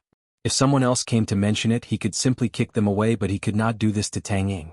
She might have thought of this briefly in the past, but at that time she was still focused on clinical work and did not think of changing to scientific research. On the other hand, she did not expose this matter, and she did not show too much of an unusual side. Now she had finally discovered it. She had also reacted. Not only was she stronger than ordinary people, but she was also stronger than the internal force martial artists who were already beyond ordinary people. This was terrible. She did not know how to make friends. What nonsense are you thinking about? How could I bear to cut you up? It's not like I'm a fool to do such a thing. Then what do you want? Just give me a sample of your body regularly. Stab me every once in a while? Do you have to be so hardcore? Nonsense. Some things are more convenient to extract genes than muscles. It's not that uncomfortable, and it will be over with a close eye. Don't say it so lightly, right?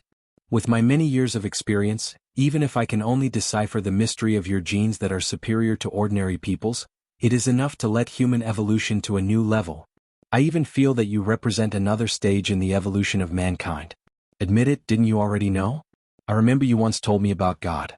You already had this feeling at that time, right? But from a scientific perspective, the so-called God actually refers to another type of person who is more powerful than ordinary people, like our country's legendary figures like Fuxi, Xianyuan, and Qiyu. You don't seem to care about what I think at all. The more Qin Guang listened, the more shocked he became. At this moment, Tang Ying reminded him of another person who had died but was still alive, Nikasi Taipel. In a sense, Tang Ying and Nicole were actually quite similar. They were both mad scientists.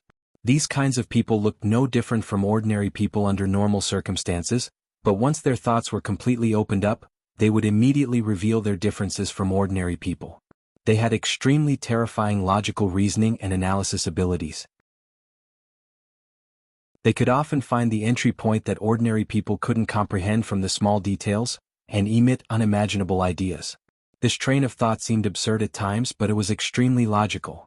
Great scientific achievements often came from a sudden idea after a long period of preparation, just like Newton's discovery of gravity. At this moment, Tang Ying seemed to be making wild guesses, but many of her deductions were on point. So what are you planning to do? Please give me a definite answer, I'm really scared. Didn't I already say that? I want to study your genes. Can I refuse? Then I'll die in front of you. Don't be like this. Do you want my blood or my flesh? Or should I give you a few strands of my hair? If it doesn't hurt, I don't particularly mind. For the sake of our relationship, anything can be discussed. Hair won't do. Although I can extract part of the genes, it's still the stratum corneum after all. It's not representative. Can you stop keeping me in suspense? Just give me a quick death. Tang Ying finally used her chest to push Qin Guang hard against the wall. Her hand slowly moved downwards. Her face was red, but it wasn't a red of shyness. Instead, it was a flush of excitement and ecstasy, like Columbus who discovered a new continent. She seemed to be talking to herself, but also seemed to be answering Qin Guang's question. I was really stupid in the past. Why didn't I think of this earlier? Actually, I've already extracted a few samples from your body, but at that time I didn't even realize it. What a waste of resources. As soon as her voice fell, Qin Guang's body stiffened. A certain part of him was pinched. He finally understood. After all this time, she had her eyes on his countless monkeys and grandchildren. My sister is amazing. Why didn't you say so earlier? You really scared this baby to death. Be reasonable, this can be done. I think so too. So, I'm suddenly interested in honoring the bet. Can you not be so realistic? There's no other way. I'm just that realistic. Are you interested now? Qin Guang realized that he had really been tortured tonight. Originally, when he first came here, his heart was in turmoil. Then he met Wu Tong. When he heard that Wu Tong was injured, his heart calmed down. Then he saw that Wu Tong's injury wasn't too serious. Between Tang Ying and Wu Tong, one was a wounded soldier, and the other was a battlefield doctor. Coupled with the spring scenery in the mirror, his calm heart started to move again. Later, he planned to use the excuse of sending Wu Tong home to have some fun, but in the end she ran away with her father. Later he was shocked by the ambitious Tang Ying. Ashamed of his inferiority, he activated his saint mode. In the end, it didn't take long for him to become a saint again. After so many twists and turns, he still had to have sex today. Damn it, fortunately, this old man's mind and physical body have been tempered to be as strong as iron. If it was an ordinary person, they would have collapsed to the point where their eyes would have turned black after being tossed around in such a short period of time. 5 minutes later. Are we going to start now? Okay. 10 minutes later. Are you trying to break my ribs? Can you be more precise? I think I need some Vaseline. Give me a moment. Half an hour later. Can you cooperate a little? The heat from the friction is about to ignite. You can't blame me. It's not like you don't know how good I am. Forget it. I have a little movie here. Let's cooperate. An hour passed. I can't take it anymore. Come on, I feel like it's almost done. 2 hours passed. I'll be damned if I believe you. Tang Ying glared at Qin Guang fiercely as she took out a test tube from her desk and placed it on her lower abdomen. She carefully rubbed the bank card on her body. I won't use this trick on you next time. So, are we going to do something more directly? You wish. I'll buy you a small electric motor. As Qin Guang continued to take advantage of the situation, he looked at Tang Ying. When she was done, she slapped Qin Guang's hand away and wiped her body with a napkin. She then dressed up and said, "All right, you're no longer of any value to me today. Go away. I won't be sleeping tonight. I have to deal with the sample tonight, or I'll only have 4 hours left. You know what I mean." You're not going to shower? I'm busy. I'll go to the bathroom after I'm done. Bye. With that, she took the test tube and ran away. Qin Guang thought he would be able to sleep in Tang Ying's dormitory tonight. He never expected that she would really not go back to the dormitory. He waited in the dormitory for more than 10 minutes. When Qin Guang called her again, she was already at the cold storage of Gokyo University's old campus. Well, Qin Guang packed his belongings and left. His heart ached so much that he couldn't breathe. He used to think he knew her well enough, but she had 1,000 faces. She was like a completely different person when she was at work and in life. But on second thought, it wasn't hard to understand. If she didn't have the spirit to study without distractions, how could she have gotten a PhD from Morelands University at the age of 26? In fact, a long time ago, Qin Guang had thought that he would eventually encounter a situation where people wanted to study him. After all, he had always been high profile. He had repeatedly displayed too many talents that surpassed his generation and race. But as his status rose, he gradually stopped worrying about such things. As long as he was unwilling, no one in this world could force him, not even the emperor himself. But he didn't expect that a thief in the house would be hard to guard against. Sister Tang Ying, who was on his side, was actually a mad scientist deep down. Moreover, her specialty matched his. Perhaps this was fate. From the first time he picked her up outside a bar when he was still on the internet, this day was destined. Forget it, let her study him. Anyway, he didn't suffer too much. Even if she really cracked some of the mysteries at the genetic level of his body, It was in fact the most basic body function among the countless skills and abilities provided by the heavenly Holy Grail. This didn't affect him being ahead of the human race in the times. It was an honor to be the cornerstone for her to realize her dream. Perhaps, years later, because of his great and generous contribution, mankind would truly achieve a leap in evolution and march out of Earth and into the universe. As the greatest lab rat in history, he would also leave a deep mark in the history of mankind together with Tang Ying. He would certainly be remembered by history and engraved on a monument. This might become the greatest sperm donation in human history. Sitting in the phaeton, Qin Guang's face was shining with the same brilliance as Tang Ying's. "I'm really great." Ahem. In the next few days, Qin Guang didn't run around anymore. Instead, he was a good student at school for a few days. In between, he visited Wu Tong. In the end, the elder sister had only been lying at home for less than 2 days before she was brought to her director's office. Because something had happened and it was a big deal. She was a little anxious. The thief she caught the day before yesterday had stopped breathing without any warning in the detention center. Although the whole process of the case had been recorded, which was enough to prove the innocence of the branch office, there was still some negative impact after all. Wu Tong also felt very innocent. During the whole process, she didn't even punch the thief once. During the examination at the hospital, there was no abnormality in the thief's body. When he was detained, he was also served well and there was no violation of any rules. According to the autopsy report, the cause of this person's death was due to overwork and the sudden functional exhaustion of the organs. On one hand, Wu Tong was busy providing evidence to prove the innocence of the law enforcement officers, and on the other hand, she had to deal with the influence of public opinion. So, even though her injury had not fully recovered, she could only go to work with it. Qin Guang couldn't help much in this matter. As for Tang Ying, she was completely in a state of work. Less than 3 days after taking samples from Qin Guang, she crossed the ocean and went abroad.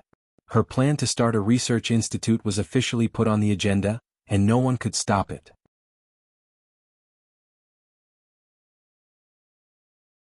Chapter 949. As for Qin Guang himself, things were still going according to plan. Although time was tight, the experienced Qin Guang manager handled things in an orderly manner.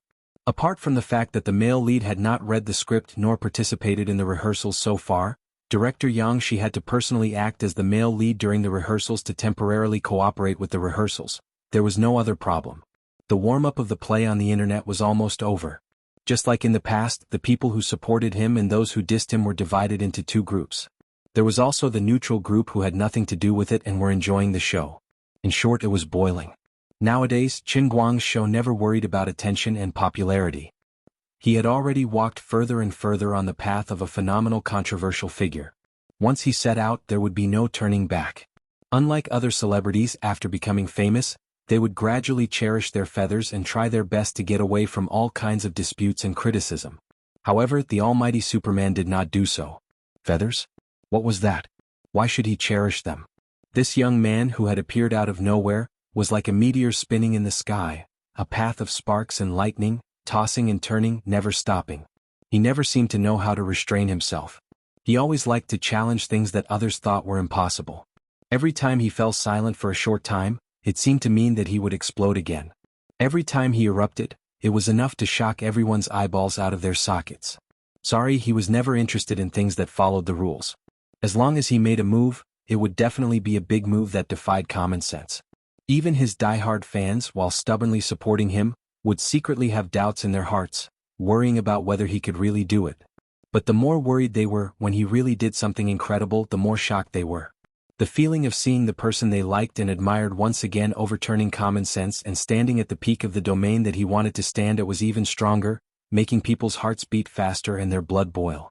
He made many people understand that in this world, many things that seemed impossible could actually be turned into reality. He even became the hope in many people's hearts. For example, when Qin Guang participated in the World Language Conference, a patient with lower limbs paralysis secretly made up his mind that if Qin Guang won the championship, he would try to walk again. If he tried again, perhaps his nerves would recover. In the end, Qin Guang succeeded, and the patient stood up on his own with tears brimming in his eyes. There was also a businessman who had lost all hope after his business failed.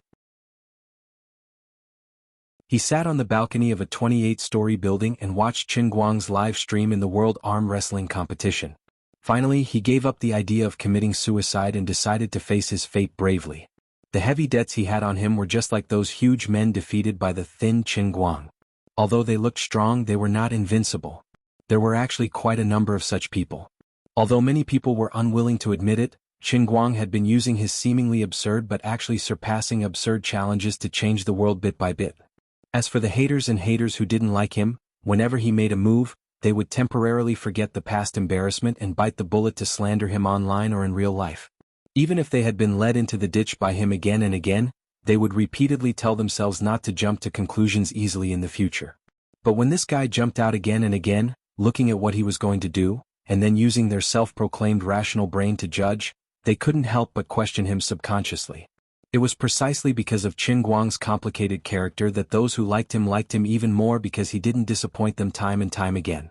At the same time, those who hated him had no choice but to change their inclinations and like him. Of course, the most stubborn haters would gradually change from dislike to hatred because they lost face again and again, and become even more stubborn. But there was an old saying that a mediocre person who was not hated by others. Since embarking on the road of becoming a celebrity, Qin Guang didn't expect himself to please everyone. No one could be liked by everyone, let alone a flamboyant new internet celebrity like Qin Guang. It didn't matter if others liked him or hated him, said good things about him online, or changed different ways to slander him. If he could control them, he would control them a little. If he couldn't, he just let them be. Anyway, it was all about popularity. Being controversial was a torture and test for ordinary people, but for him, who had long been trained to have a big heart and strong nerves, it could save him a lot of investment in publicity. Because of this, although there wasn't much investment in publicity for this play, it still caused quite a stir. In particular, some rumors came from some places which made this matter even more mysterious. It was said that the male lead, Qin Guang, hadn't been seen in several rehearsals. Instead, the young director Yang Shi had rehearsed in place of him. When the other leading actors raised doubts, Yang Shi, who had a good reputation in the industry, not only didn't grab his male lead back, but he also told the others not to ask too much and not to worry needlessly. No one knew how much money Yang Shi had received from Qin Guang. He actually didn't care about his face and reputation. It was estimated that he could at least buy a suite in Yanjing Second Ring Road. If you, Qin Guang, are really busy, then we can just forget about it. But it was said that during this time, he actually didn't care about the play and stayed in school like an ordinary student. Moreover, someone found the printed script that Yang Shi had prepared for Qin Guang in his office. This meant that the male lead hadn't even read the script from beginning to end. Yes, you invited us to perform in the play, and the remuneration is almost 5 times the market price. It's so high that it's impossible to refuse. But all the other professional actors and main producers are working hard to rehearse, and you, an unconventional male lead, actually don't care about it and become a student? You're messing with us. Of course, although almost all the main actors were dissatisfied, the remuneration was high, and the breach of contract was also high. They couldn't bear the cost of breaking the contract easily. Secondly, although Qin Guang was only a newcomer in the entertainment industry, some channels, both overt and covert, showed that he had power and influence beyond ordinary people's imagination. Although many people had the idea of refusing to perform, in the end they endured it. Forget it, a lifetime of fame will be ruined this time. I'll just treat it as accompanying the prince to study. I'll just play with him. Don't other professional singers sing on stage with President Chang from the Qinda group from time to time? Although this matter was a bit disgusting, it was over with a pinch. But in the end there were still people who were dissatisfied. Although they didn't show it on the surface, they couldn't help but say it secretly outside. In fact, Yang Shi was also quite helpless. Although he knew Qin Guang's ability, he also felt that not reading the script from beginning to end was a bit strange. In private he had told Qin Guang many times, but Qin Guang just didn't listen. He was determined not to cooperate, and he even said, "Don't panic, the sky won't fall, even if it does, I'll be able to hold it for you." In the end, Yang Shi seemed to have no way to deal with this person, and could only let him do as he pleased. He also knew that the rumors that were spreading outside were actually spread by the internal staff of the production team. He asked Qin Guang if he wanted to rectify the internal situation and find out who was the one who didn't keep their mouth shut and had no professionalism. In the end, Qin Guang didn't care and said that he would let it be and not investigate the matter. At that time, the conversation between the two went like this. "Qin Guang, this isn't good for your reputation, right? It doesn't matter. It's meaningless to say so much before going on stage. Whether it's a donkey or a horse, we'll see in a minute. I understand the logic, but can you come over and take the script I printed back to have a look?" No need, my memory is very strong. I'll just read it once before going on stage. Also, if there are many people in the production team who are scolding me, don't hide it. You can complain about me as much as you want on the set. It'd be best if I can see you complaining outside tomorrow. That would be even better. I slightly regret coming here this time. Recently, my peers in the circle have already spread the word that I'm a laughing stock. Director Deng also called to scold me, saying that I didn't properly lead the show for you, but instead accompanied you to mess around. I had to quibble with him that I wanted to use the play to train you and barely muddle through. However, he was worried that if the show failed, it would cause your reputation to explode. At that time, the box office might also be affected. Okay, Brother Yang, let me ask you one thing. Do you trust my acting skills? If I go on stage, do you think I'll mess up? On the other side of the phone, Yang Shi pondered for a moment. In his mind, he recalled the former boxing champion Ali, and said, as long as you can remember your lines, there won't be a problem. That's it. I have to go to class. Let's talk later. I'm hanging up. This was the longest conversation the two had ever had over the phone about the play. As a result, from that day onwards, the grapevine began to spread even more news. The play director Yang Shi, who had been helping the male lead Chen Guang, finally exploded. He flew into a rage on the set, smashed the script, smashed the phone, and kicked the table. Chen Guang asked him to complain a little, but Yang Shi forced himself to add scenes. He was also a little cautious. If he really messed up, others could at least see that he tried to save something. However, he couldn't stand that Master Chen Guang was too difficult to please. Brother Guang, we're friends, but you have to leave me a way out. Not to mention Yang Shi's acting was very effective. Young director Yang Shi lost his temper. I've never seen such an absurd actor. All main creators pay 5 times the price. Nouveau riche Chen Guang's artistic path. Shameless internet celebrity digs into the classic tarnishing art with money. The male lead of Thunderstorm, who doesn't rehearse or read the script. He has lost his bottom line to hype up. Famous director. If Chen Guang messes up Thunderstorm, I will call on the famous directors in the industry to boycott him. Internet celebrity Nouveau riche, surpassing the existence of young male idols. Similar news spread like wildfire on the internet, like an unrestrained zebra.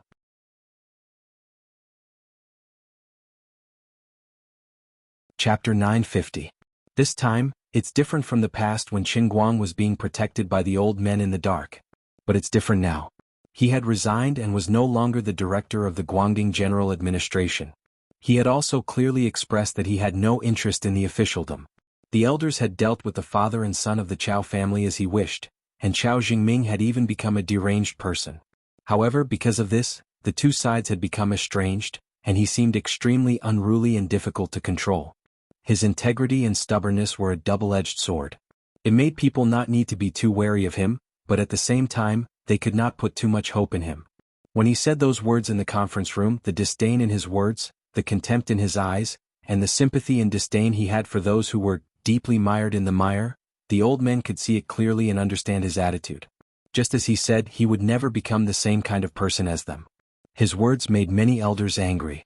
They felt that they had been humiliated, but everyone also knew that in a certain sense, Chen Guang's choice was also reasonable. These people had heavy responsibilities. For so many years they had had a bright and dark past. They had carried this bloated and huge country on their shoulders. Perhaps because of some selfish family interests, it was not easy for them to stagger through the swamp to this day. Although they were now in high positions, they were not happy. Many of them even had a past that they were not willing to face. This was a precious life experience, but it was inevitable that it was painful. Although no one regretted it because they did not think that others could do better than them, the blood on their hands and the promises they had broken in their hearts were all responsibilities that had to be borne to reach this position. They felt that they might not be great, but looking at the current situation in Wuxia, they did not disgrace the ideals in their hearts. Although society was still unfair, and many people felt that the moon in foreign countries was especially round, in the end, it was almost to the point where everyone had clothes to wear and food to eat. Although many things and people had not been honorable enough, their conscience was clear. However, they could not deny Chen Guang's choice. It might be a better and brighter path. Compared to her, Chen Guang lived a more open life.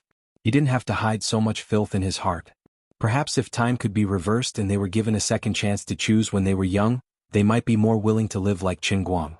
Since they couldn't change his personality, and they couldn't drag him down this path, the elders didn't have the intention to continue to train him in the direction they wanted. In short, Qin Guang had no possibility of entering politics in the future, so his personal image was not that important. So now Qin Guang had completely become a wild wolf that was allowed to roam freely. He could do whatever he wanted. Even if others slandered him, the old man would not take the initiative to help him clean up the mess. As for Qin Guang himself, he deliberately let the public opinion on the internet ferment as it pleased. Even when Yu Hong asked him if he wanted to think of a way, he not only did not try to clear his name, but he also asked Yu Hong to take the initiative to pay more people to criticize him for acting in a drama. The more people scolded, the better. The more hatred they could attract, the better. Whoever wrote the most beautiful article would be able to make others gnash their teeth in anger. Qin Guang would even add money as a bonus. Qin Guang had absolute confidence in his acting skills. He did not believe that he would mess up Thunderstorm at all. At least, that was what he thought until he opened the script for the first time. He had played this kind of trick more than once and it was always the same. He first suppressed it, then raised it. Now, the more people criticized him, the more waves he would cause. On the other side, Qingguang Media was almost done by Yu Hong. The official registration was successful, and Lu Xiaoyang's acquisition of the IP was also in progress. Rao Jinghai, who was prepared to spend a lot of money, was having a headache, but the financing was still going well. In about a month's time, the newly registered Qingguang Media's financing and acquisition of shares would be officially unveiled. Time passed by unknowingly, it was already the end of the second week. At 7 o'clock that night, the drama was about to officially go on stage. Qin Guang, the male lead, finally arrived at the theater 4 hours earlier than usual. Other than Yang Shi, the other main cast members were basically in a state of explosion. "You're finally willing to come here. We almost thought that the male lead was the director himself. But there were only 4 hours left before the performance. What's the use of coming now? You might as well not come at all and just let director Yang do it himself. At least he can complete the whole scene." Yang Shi braced himself and brought Qin Guang in front of the main cast members. He felt like he was about to be ignited by the questioning gazes below. "Well, let me introduce everyone. This is the manager of Qingguang Media, Mr. Qin, also known as the almighty superhuman Qin Guang." Yang Shi swallowed his saliva, feeling quite stifled. "You guys might not believe it, but I'm going on stage in 4 hours. How can I still be so calm and introduce the male lead to the other main cast members?" Qin Guang waved his hand calmly and chuckled. "Hi everyone. I'm the main cast member of Thunderstorm, Qin Guang." The other 20 to 30 main cast members below the stage replied weakly, "Hello Mr. Qin." Everyone called him Mr. Qin and no one called him by his name. It looked like they were respecting him, but in fact it was because no one really treated him as an actor. "You say you're the main cast Qin Guang, but in our eyes, you're just a rich and capricious boss, Mr. Qin." Qin Guang was well aware of this, but he wasn't bothered by it. Looking at his watch, he said, "It's 3 p.m. right now and there's only 4 hours left until the stage. Everyone make your preparations. I have high hopes for this play." The moment he said that, everyone was stunned. "You have the cheek to say that? You have high hopes for this play? You have high hopes that you've never attended rehearsals or read the script. You also know that there are only 4 hours left, but you still forced yourself to come. You still have the cheek to lecture us? If it wasn't for your irresistible offer of 5 times the salary, we would have spat on you a long time ago. I've never seen such a shameless person." Finally, someone couldn't take it anymore. A young actress with delicate features, dressed in a plain-made costume, coughed violently and said, "Mr. Qin, I want to ask you a question." The moment she said that, the other actors' expressions changed. They knew she was going to make things difficult for them. Those who were unfamiliar with her didn't say a word and just waited to watch the show. Those who were close to her gave her looks, telling her not to stir up trouble at this time and not to cause trouble for herself. She had already held her nose for so long, she couldn't still wet the bed in the morning. Another middle-aged actress who was close to her, Yin Fei, who played the important role of Fan Yi, immediately tugged at her clothes and said, "Xiao Lu, don't mess around. Have you forgotten what I told you last night?" Shi Lu turned around and glanced at Yin Fei. "Sister Yin Fei, I understand, but I just can't take this lying down." "Sai Yu," Yin Fei didn't know what to say. Last night, when the two of them finished rehearsals and went out for supper, Shi Lu was full of complaints about Qin Guang and even wanted to give up the chance to perform. At that time, Yin Fei tried to persuade her. Although the male lead was very unreliable, a normal play wouldn't be able to achieve the impact of Thunderstorm. There were countless eyes all over the country waiting for it. When the time came, it didn't matter how bad Qin Guang's acting was. Although it might affect their acting standards and condition with him as a foil, wouldn't it reflect the high standards of these professional actors? I know you don't need money and don't care about his 5 times salary and compensation. But although you have some connections in the industry, you are still a newcomer. Participating in such a high-profile show is good for your development. At most, don't treat this play as an art performance. Treat it as a reality show. At that time, Shilu was reluctantly persuaded by Yin Fei. But she was still young and impetuous. Today she was like a barrel of gunpowder. On the other side, Qin Guang had already turned his gaze over and looked straight at the girl. Oh, what's the problem? Shilu took a step forward. President Qin, do you know the name of the character you're going to play? Hearing this, Yang Shi's expression changed slightly. He stepped forward and interrupted. Shilu, don't joke around. Qin Guang carried it before. Qin Guang answered straightforwardly. I don't know. F***ck. Yang Shi was dumbfounded. I was just about to wash the floor for you. You turned around and peed on the floor. Can't we talk properly? How do you want me to wash it for you? This time it's even healthier. I can't even wash it. Shilu pointed at Qin Guang. Her hands were trembling and her lips were trembling. She couldn't speak for a long time. She didn't expect that Qin Guang would dare to admit it. You don't even know the name of the character you're going to play. And we thought that even if you didn't come to rehearse, you would have at least read the script in private. If you didn't say it yourself, we wouldn't have dared to accept this reality. Can a person really be so unreliable? She was so angry that her eyes were wide open. Her originally fair face had turned bright red because of her anger. The other main cast members also felt their hearts skip a beat. This is so infuriating. We might be acting in a fake drama. Despair. Alright, Yin Fei didn't want to persuade Shilu anymore. She also wanted to see what the most deceitful male lead in history could do. So what did you mean by reminding us that we only have 4 hours to go on stage? What do you mean by placing high hopes on us? Are you trying to make all of us into a joke? Qin Guang.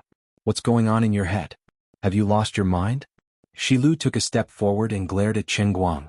She felt that there was a ball of fire burning in her chest. She had too much resentment to vent. Qin Guang shrugged.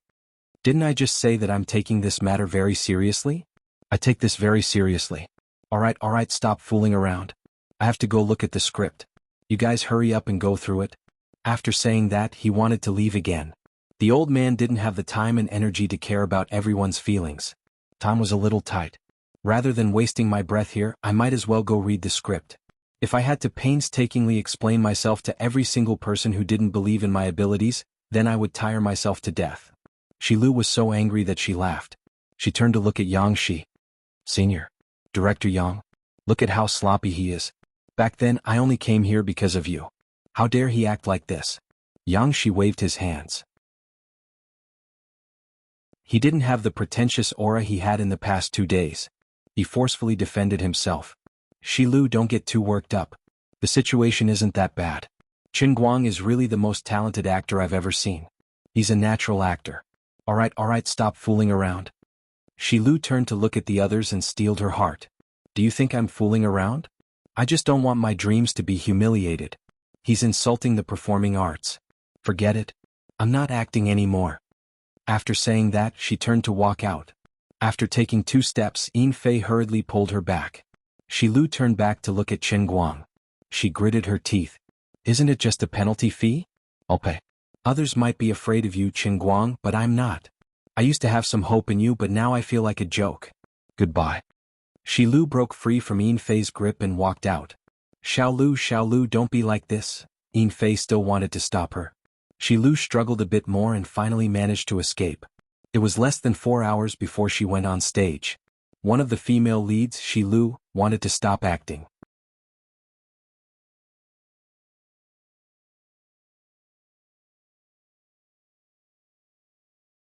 Qin Guang said, It's fine.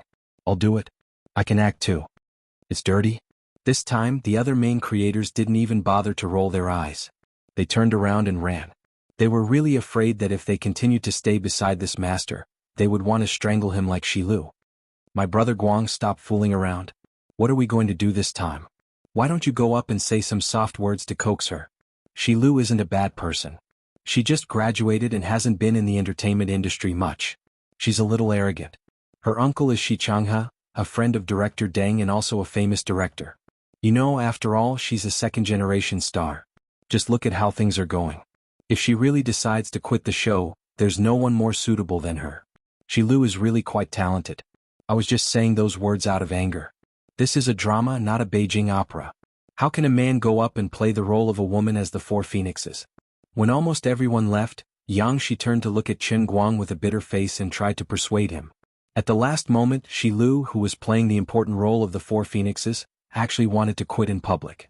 As the director, he had a big headache. He looked at Chen Guang with pleading eyes, hoping that this big brother could help him a little. I know you're capable, but others don't. Let's put away our supernatural powers first, okay? Chen Guang also hesitated for a moment. Actually, he could quite understand the anger of this little girl named Lu. But in the end, he didn't say anything. Instead, he patted Yang Shi on the shoulder and said, "Brother Yang, don't worry. She won't be able to leave." Yang Shi was stunned. What? Chen Guang chuckled. No reason. Her acting is pretty good, but Monkey Sun can't escape the palm of Buddha's hand. I'm 100% sure that she won't leave. Ha! Yang Shi's face was blank, but Chen Guang had already turned around to leave. He said, "Brother Yang, I'll leave her to you. I really have to go read the script. Give me 3 hours. I'll memorize the lines of the Four Phoenixes and the original male lead." Just as Chen Guang and Yang Shi said, he was sure that Lu wouldn't really leave. The reason was very simple. Don't be fooled by her angry look. In fact, she had forced herself into this situation. But the moment she turned around to leave, her footsteps were slightly hesitant. In fact, she regretted it as soon as she turned around. This kind of small detail couldn't be noticed by others, but it couldn't be hidden from Chen Guang's eyes. She turned around and walked away as if nothing had happened. Yang Shi and the other mature and charming actress Yin Fei followed her to persuade her, and she would definitely come back. Yang Shi had no choice but to quickly say, "Brother Guang, don't forget. You have to memorize Zhou Ping's lines. You have to play Zhou Ping." Chen Guang turned around and was shocked. D*MN, where's the male lead? Why are they all female characters? Yang Shi was about to cry. My brother. Zhou Ping is a man. It's the eldest young master of the Zhou family. Oh, I know. In the next moment, Chen Guang disappeared without a trace. On the other side, after waiting for about 7 or 8 minutes, Lu came back, surrounded by Yin Fei and Hu Delin. Where's President Qin? Hu Delin asked Yang Shi, who was sitting in a chair dejectedly while winking at Lu. Yang Shi looked up and was overjoyed. He thought to himself, Chen Guang is really amazing. How can he know what Lu is thinking? Is it possible that Chen Guang is as talented in dealing with women as he is in other aspects? He can see through a woman's real thoughts at a glance? The most powerful Casanova in history? That's possible. Yang Shi turned to look at the other side. He's in the dressing room reading the script while doing his makeup.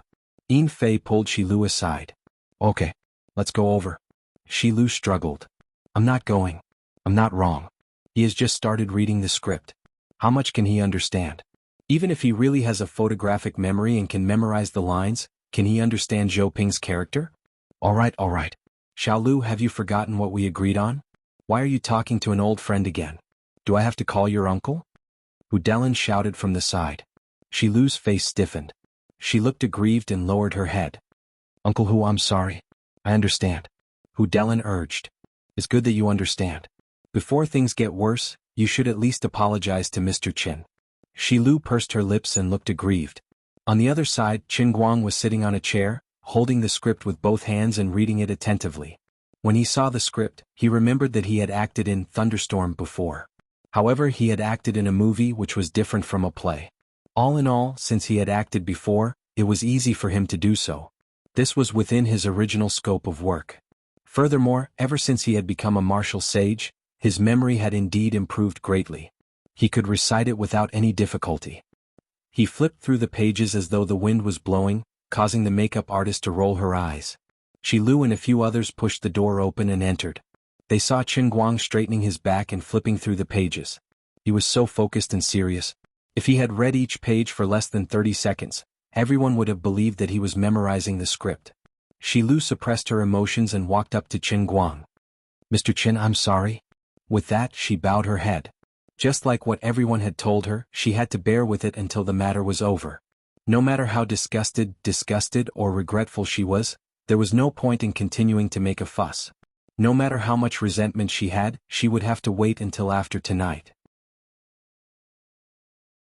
As long as she could endure the 3.5 hours on the stage and come down, she could scold and scold him as much as she wanted. Even if she had offended him to the point of no return, she would still be able to stand her ground. Look, this funny clown is so funny on the stage, but I am still loyal to my contract and completed everything I had to do. It is a pity that I am not a god and I do not have the ability to rely on my own strength to save this failed play. I admit that when I first took on this project, I said that I was doing it for the sake of Senior Yang Shi and Uncle Hu's matchmaking. However, I did not deny that I wanted to ride on his popularity. After all, everyone knew that as long as he was involved in a show, the ratings would be phenomenal. I admit that I was being petty, but no one could stop me from standing up to defend my art. I did not think that things would be so bad. This is the first painful lesson in my life, but I will remember it in the future. Even if Qin Guang really wants to ban me from now on, even if my uncle can't help me, I don't care. If this industry is so lousy, I will not work in this industry in the future. I will do something else. Uncle Hu said something very well just now. You can't blame others for mistakes that they haven't made yet. No matter how lousy Qin Guang is, he hasn't had the time to go on stage. No matter how dissatisfied he is, he can wait until he gets off the stage. Shilu looked straight at Qin Guang. At this moment, she felt that she was a great fighter who existed to uphold justice. It was because she wanted to uphold justice and defend the dignity of the performing arts that she lowered her head and apologized to Qin Guang for a short period of time. Now it is like the darkness before dawn. Come on, laugh at me as much as you want, show off as much as you want. In the end, I still have to bow down to the power of the entertainment industry. I will firmly remember your ugly face in my heart. I will use my pen to record everything that happened today. I will let everyone understand how despicable you, Qin Guang, are. You, Qin Guang, are a nouveau riche who relied on money to break into the art industry. I will let you know the pain, I will let you pay the price, I will let you become a lesson for future generations, I will let other rich people think twice before they have such crooked thoughts in their minds. In this world, not everything can be bought with money, and not everything can be done just because you have money to gather a group of people to support you. There will always be people who will not suck up to your stinky feet.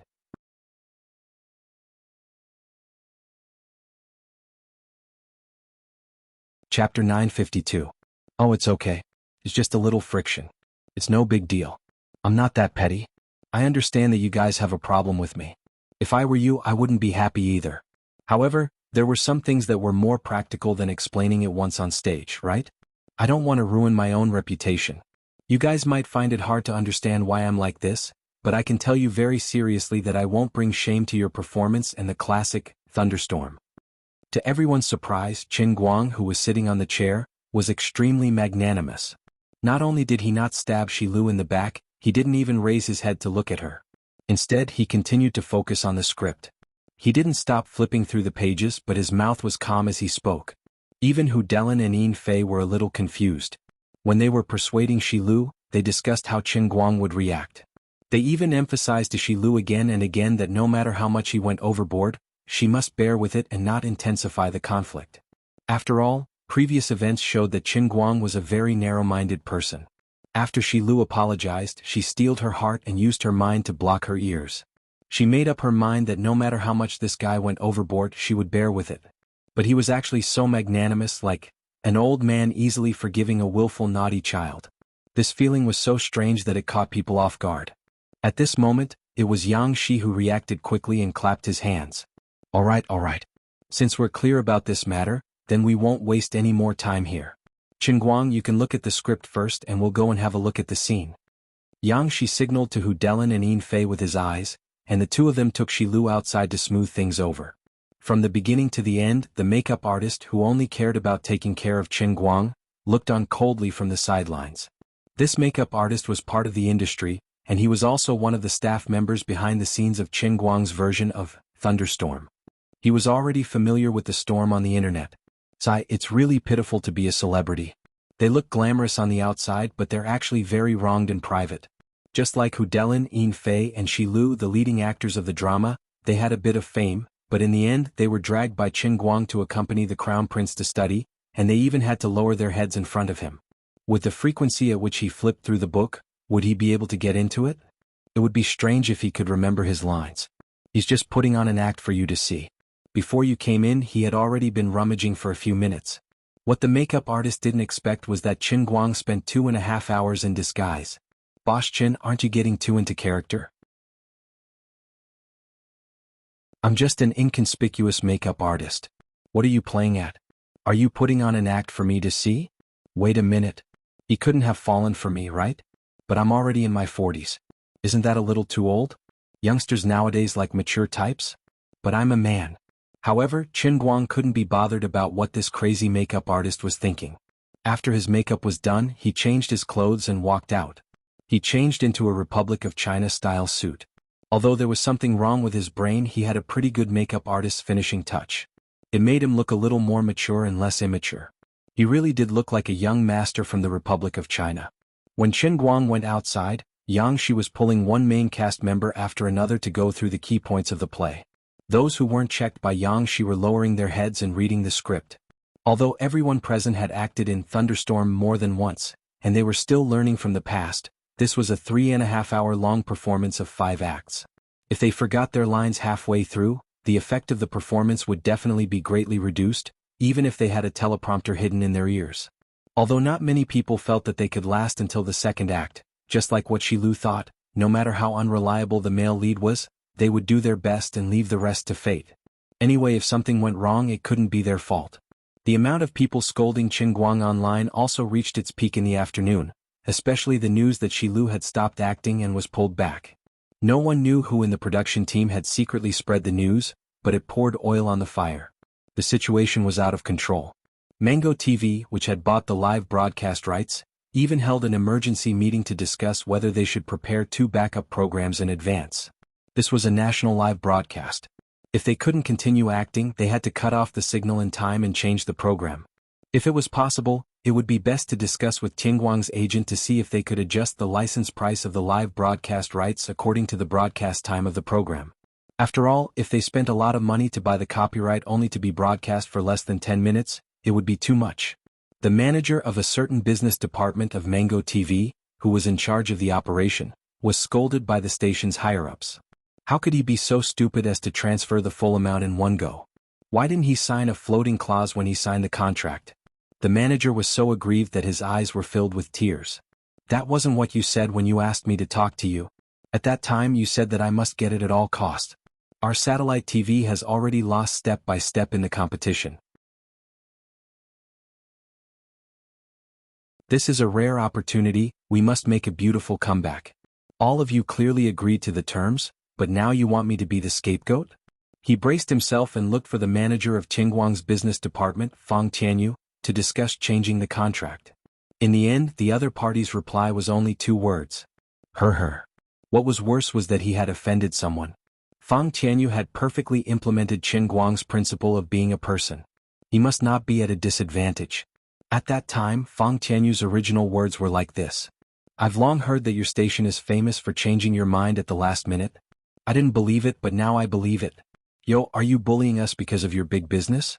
Where did your spirit of the contract go? Changing a good contract just like that? Do you think we're pushovers? Come on, I know you have your difficulties, but you guys are a little too dishonest in this matter.